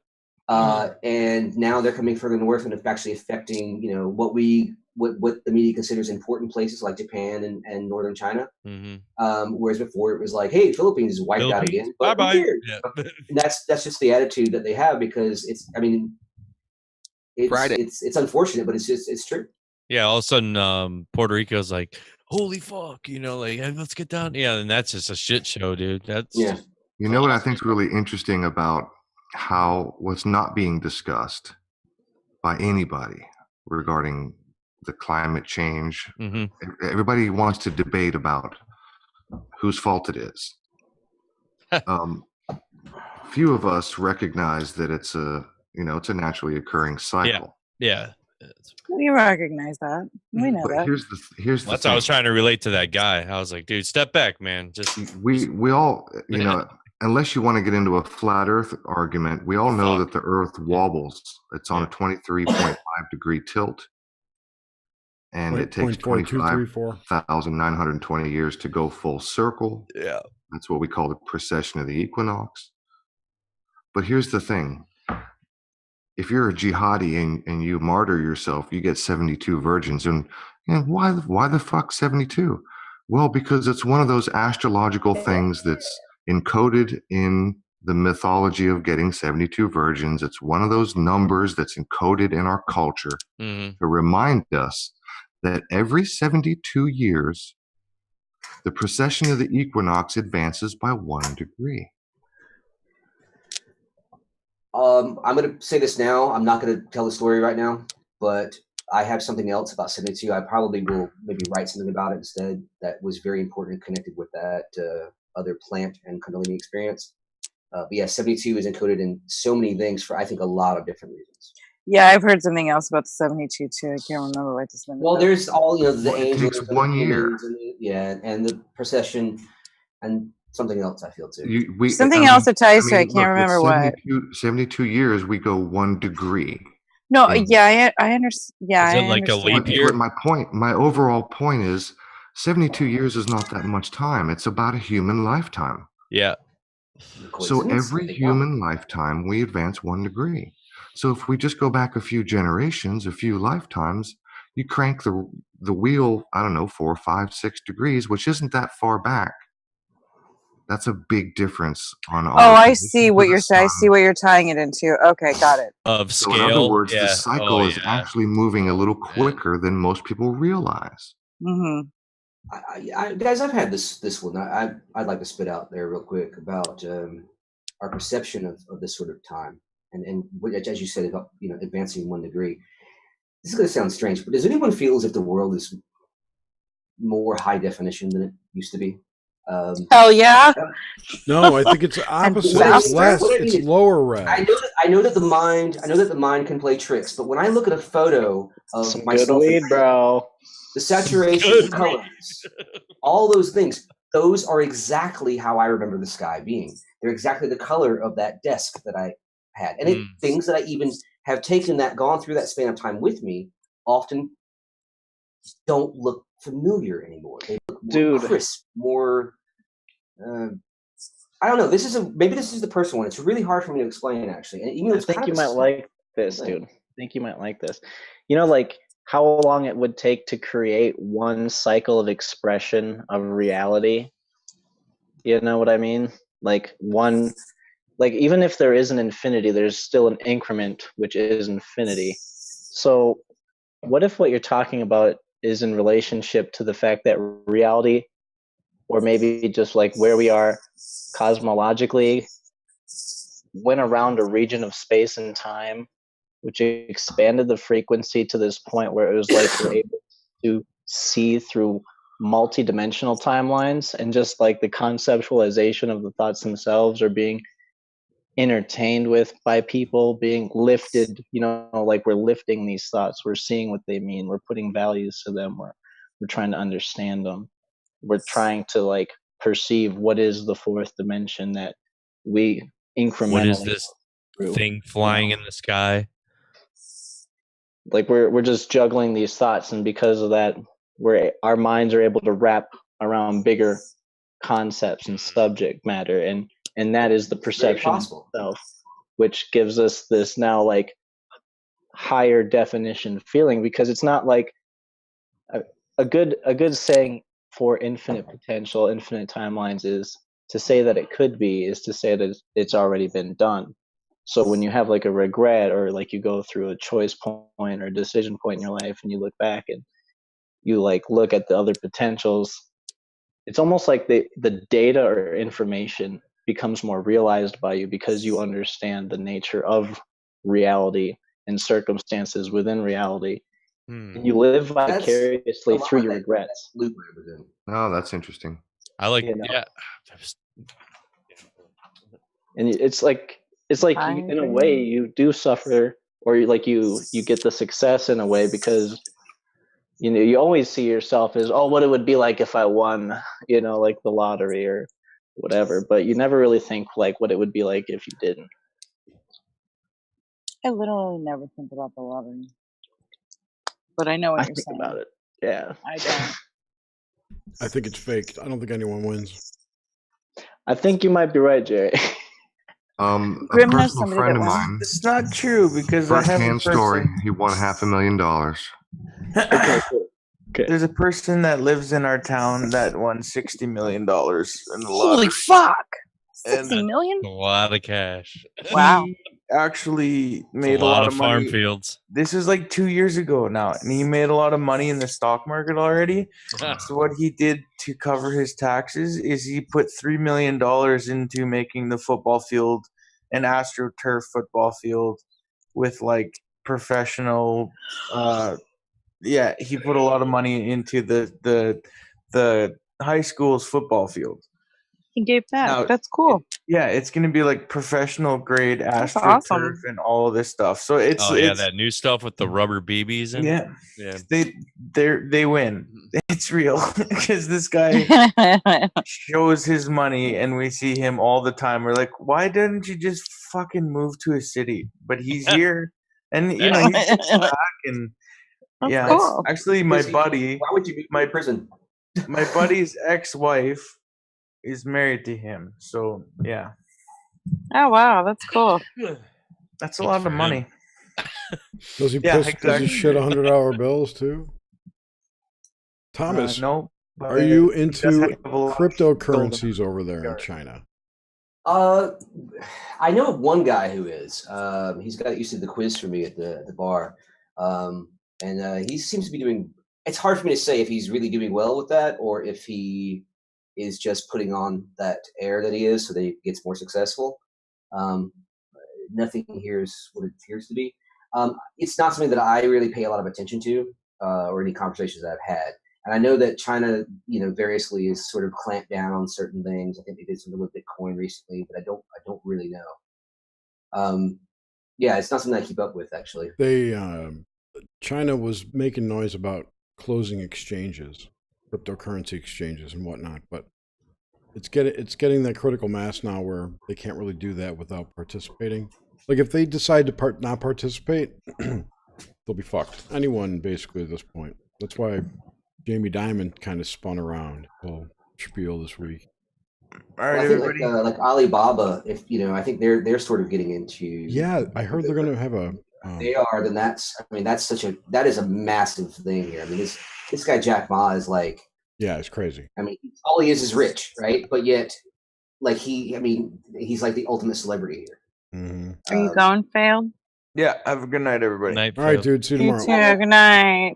All right, man. Love you. Good to meet you, Thomas. Oh, you too, man. Sorry, I didn't get to see you. I'm trying to put faces to everybody now, so when I see you guys online, I can figure out who else. Yeah, my main computer crashed. I've been on the laptop all day. It still hasn't worked, dude? No, it's done. I have to bring it in. Yeah. Yesterday, my computer just fried. It's all that vaccine shit, dude. Probably. You got All right, later. you got targeted. Yeah. Totally. Well, it's gonna happen more if I do what I'm gonna do. So. Yep. Yeah. One real quick one, and this is going back to where we started almost with the Vegas thing. One of the things, and this I first started realizing this when I was in the fire department, how people speak bothers the hell out of me now, particularly in the U.S. For example, I don't know if you guys have noticed that there's these negative connotations applied to certain words that should be really good words. Like, well, let's not get into the whole discrimination thing, but individuals. You ever notice that when the cops on TV are talking about suspect, they don't say suspect anymore. They say these individuals. Individual at large. So individuality is actually becoming associated with crime. Criminal behavior. With criminal behavior. Just as truth Conform. How it's shifted Individual. It's really, really weird. For example, in this Vegas thing, we've got like 17, 18-year-old girls, like high school girls, saying things like, and there was an active shooter over there, and there was full automatic gunfire from this direction. That is so suspect, but people aren't being suspicious. They're actually taking that into their own lexicon, and they're shutting down how they think, because we shut down language, you shut down thought. Well, they've been trained with drills at their high schools for years of all this shit. Exactly. Absolutely. It's I have a question. Programming. What? I have a question for Thomas. Okay. Did you notice how many times the name Jason Aldean was said when they were interviewing? I don't know. Did you pick up on that? How everyone said Jason Aldean? I think in some sense I did, but I have to say my perception on that is skewed because I had no idea who the guy was. Me neither. So Never heard of him before. I felt like I was the hearing. point, guys. I was But the name, I've heard just hearing the name over and over and over, and you're like, who the fuck is this How guy? about the tattoo he has that matches the Illuminati? Yeah, card no, for right? Yeah. Vegas? I saw that, and It doesn't match what it is. It's just the deck. Yeah, but what? Yeah. Well, it's the 21. It's Of the Jack spades. and the 8. It's the And the Black 777. Sun. It's And the Black Sun. It's the Zion mind weapon 777. What I'm going to say quickly about that is I think that Jason Aldean was chosen to perform there so that it would boost his fame, boost himself to stardom and fame, right? Because now he's forever going to be known as the guy who was singing during the Gunman show. You know what? I think I think he was groomed. Hits or something. Like Not only that, but I think he was groomed for this because Sure, he was groomed. I showed one of the videos that YouTube pulled and gave me a strike for. I showed that there was a New York Times article. Excuse me, I think it was Rolling Stone. There was an article that showed that Aldean had many, like 6 or more, incidents on tour, various tours Where people died. where people have died. Yes. And you got YouTube struck for that? Sacrifice. No, actually, the strike that I got was because it was a compilation video that showed 5 different people at 5 different locations, all saying things like, it's not real gunfire, it's fake. They tapped into the sound system. No one's taken any hits. It's not real. So that's what it was. That was our first thought, too, when we saw that. When Sean, Seamus, So I and compiled and 5 of them, and since then I've discovered 2 or 3 more. And how many people have died at his concerts? See, the big number 33. With 59 dead, 500 injured. I think the injured people weren't the shooting. That is trampling. A lot of it. They have not. A lot come of it out was with trampling. distinguish It was. between That's- trampling and. Yeah, the they have injury done could that, be just a scrape too that you got treated. Yeah, absolutely. I mean, that, and I I can don't tell you even for a think fact that many that people is were that I've seen trampled because I didn't see the crowd panic the way a real crowd would panic. I didn't see 22,000 people there. that. They all just laid down. They all just laid down. And Did anybody see 22,000 How about people? them leaving the bodies? 22,000? That's just the marketing talk. Hold on, I gotta look at that. Yeah, they left the bodies till the next Left day. the bodies covered out in the open for a whole like 20 Until the next hours. day. What? That would contaminate the entire Yes. crime scene. What Yes. the hell? Well, Yes, they just that needed makes to no keep their sense. sacrifices on the stage and on the altar for No, days. no, it's a trauma. It's a trauma tool to traumatize everyone who sees it. Everyone who walks by. They and never sees it. showed it. desensitized. They showed it via helicopter, like far away. They never pictures showed like, everywhere, dude. Well, I've seen the body of like a couple people, but That's the other one. If I saw a video yesterday where I could very obviously hear a helicopter. I saw that. Yeah, but it I was saw just before it happened, and I'm Yep, thinking, right before. Yeah. that's another possibility for another shooter, obviously. Yep.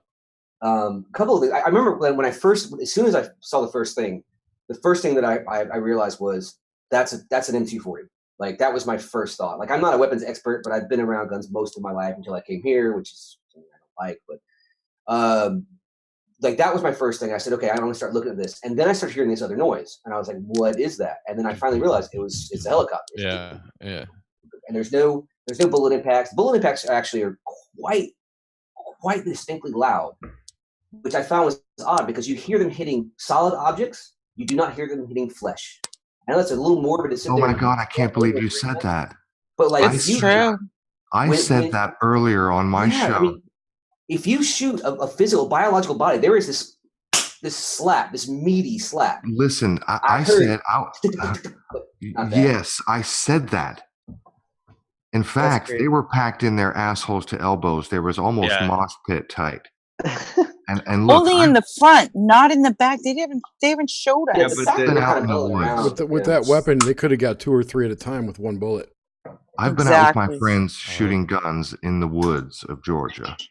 And when you shoot a BB gun or a real gun through the foliage, you hear the bullet whip through the trees. You can hear it.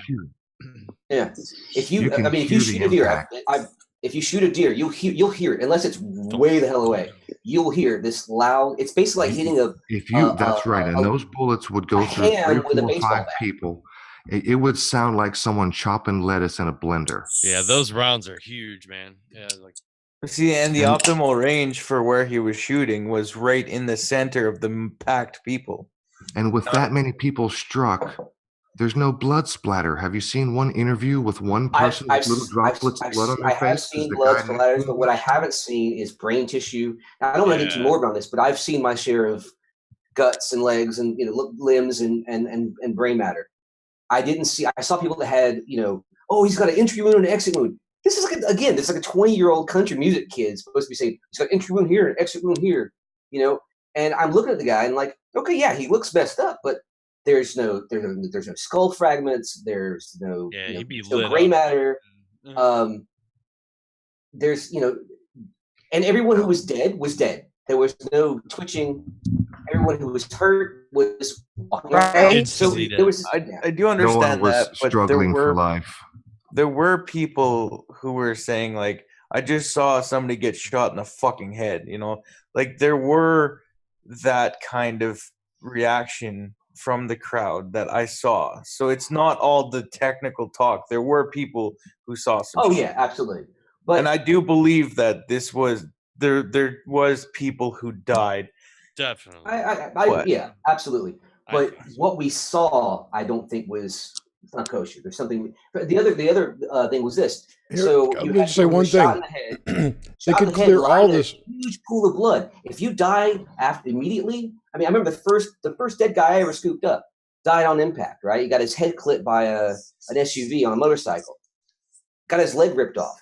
There's no blood anywhere because the heart stops pumping. It leaks out of it. But this was like a guy who's supposedly shot in the head, and there's like this massive pool of blood as if he's still alive.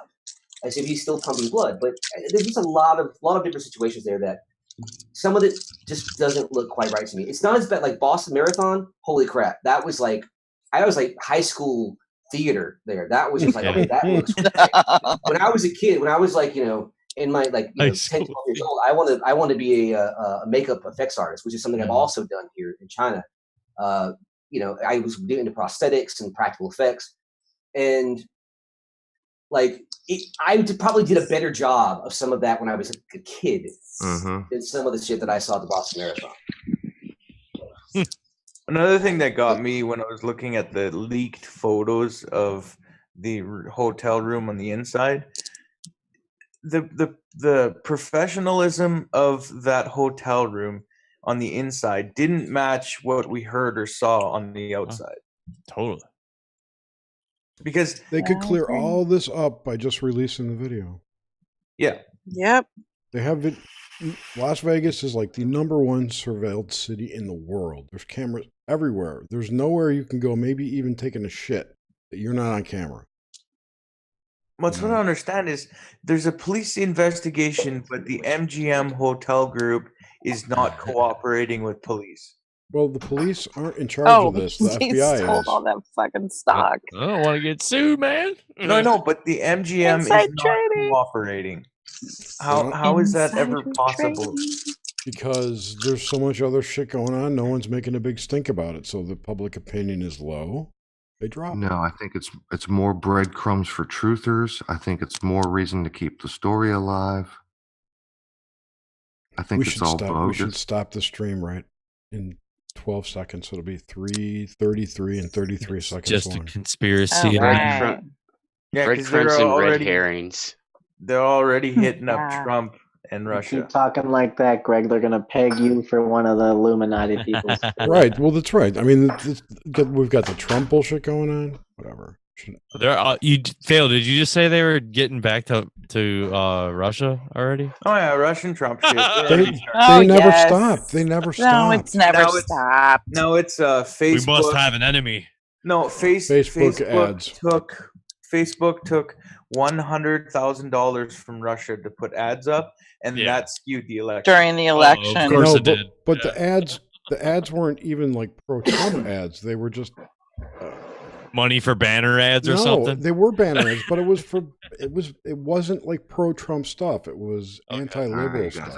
Vitamins and shit. Yeah, It was like generic ads. But they also paid for ads on the Washington Post website too. Later, Aaron. I'm out of here, you guys. Much love. We're shutting it everybody. down. I'm shutting it down right. All right. Yeah. Take care. We got 6 minutes till it's 2:02. 6 minutes till 2:02, and that's what time. The witching hour tonight. Yeah, I'm gonna get a head start.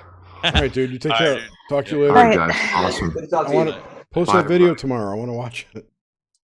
Say again.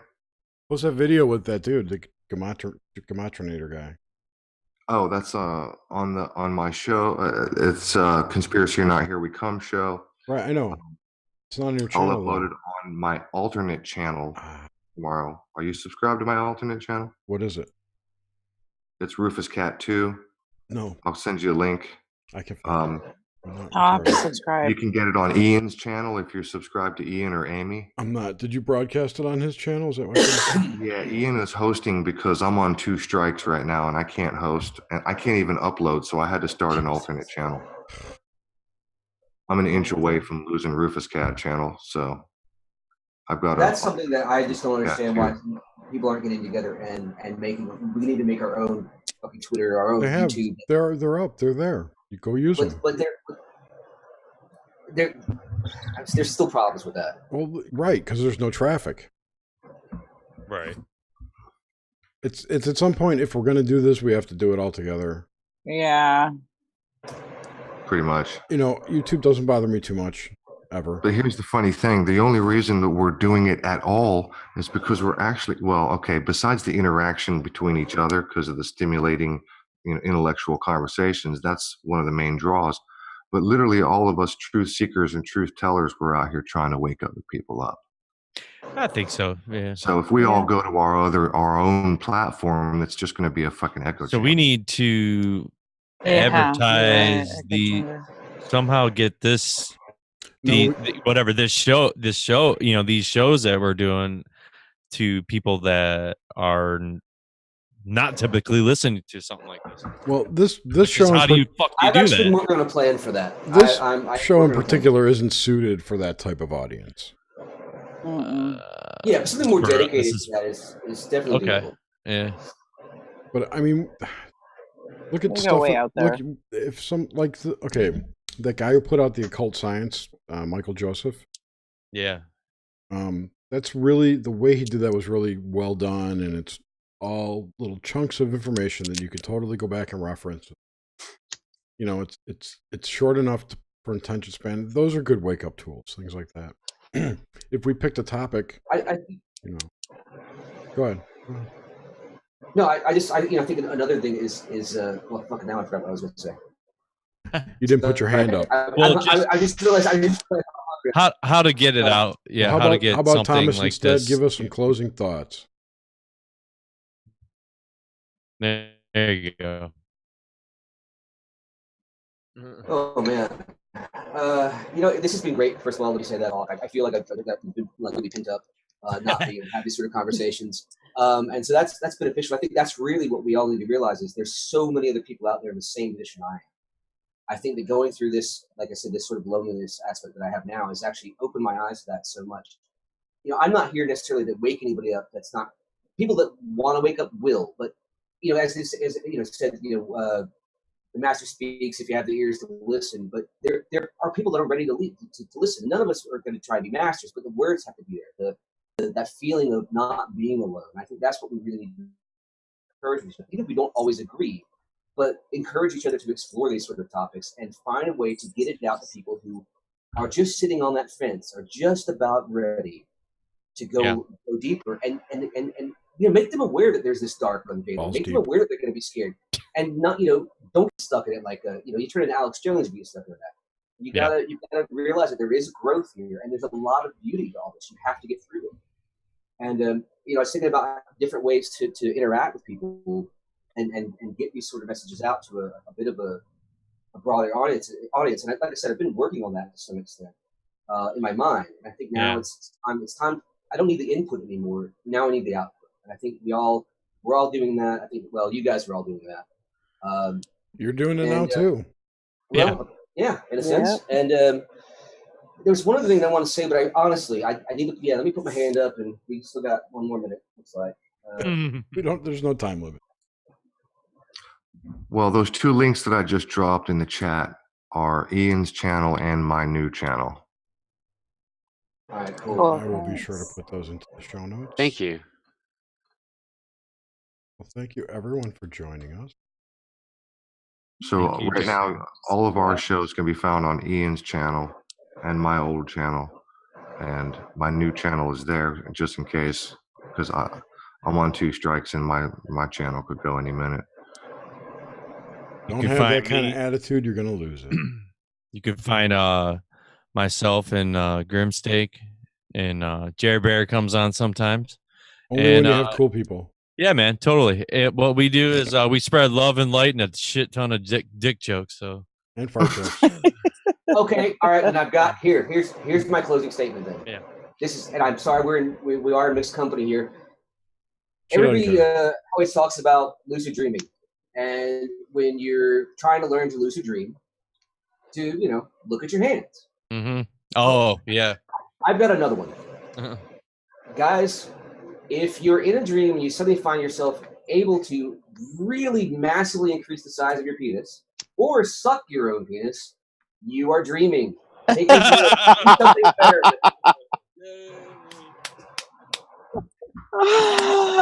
All right, that is the perfect way to end this tonight. Thank you. All right. With a dick joke. Love it. All right, guys. We'll see you next time. Good night. Oh, that's great, man.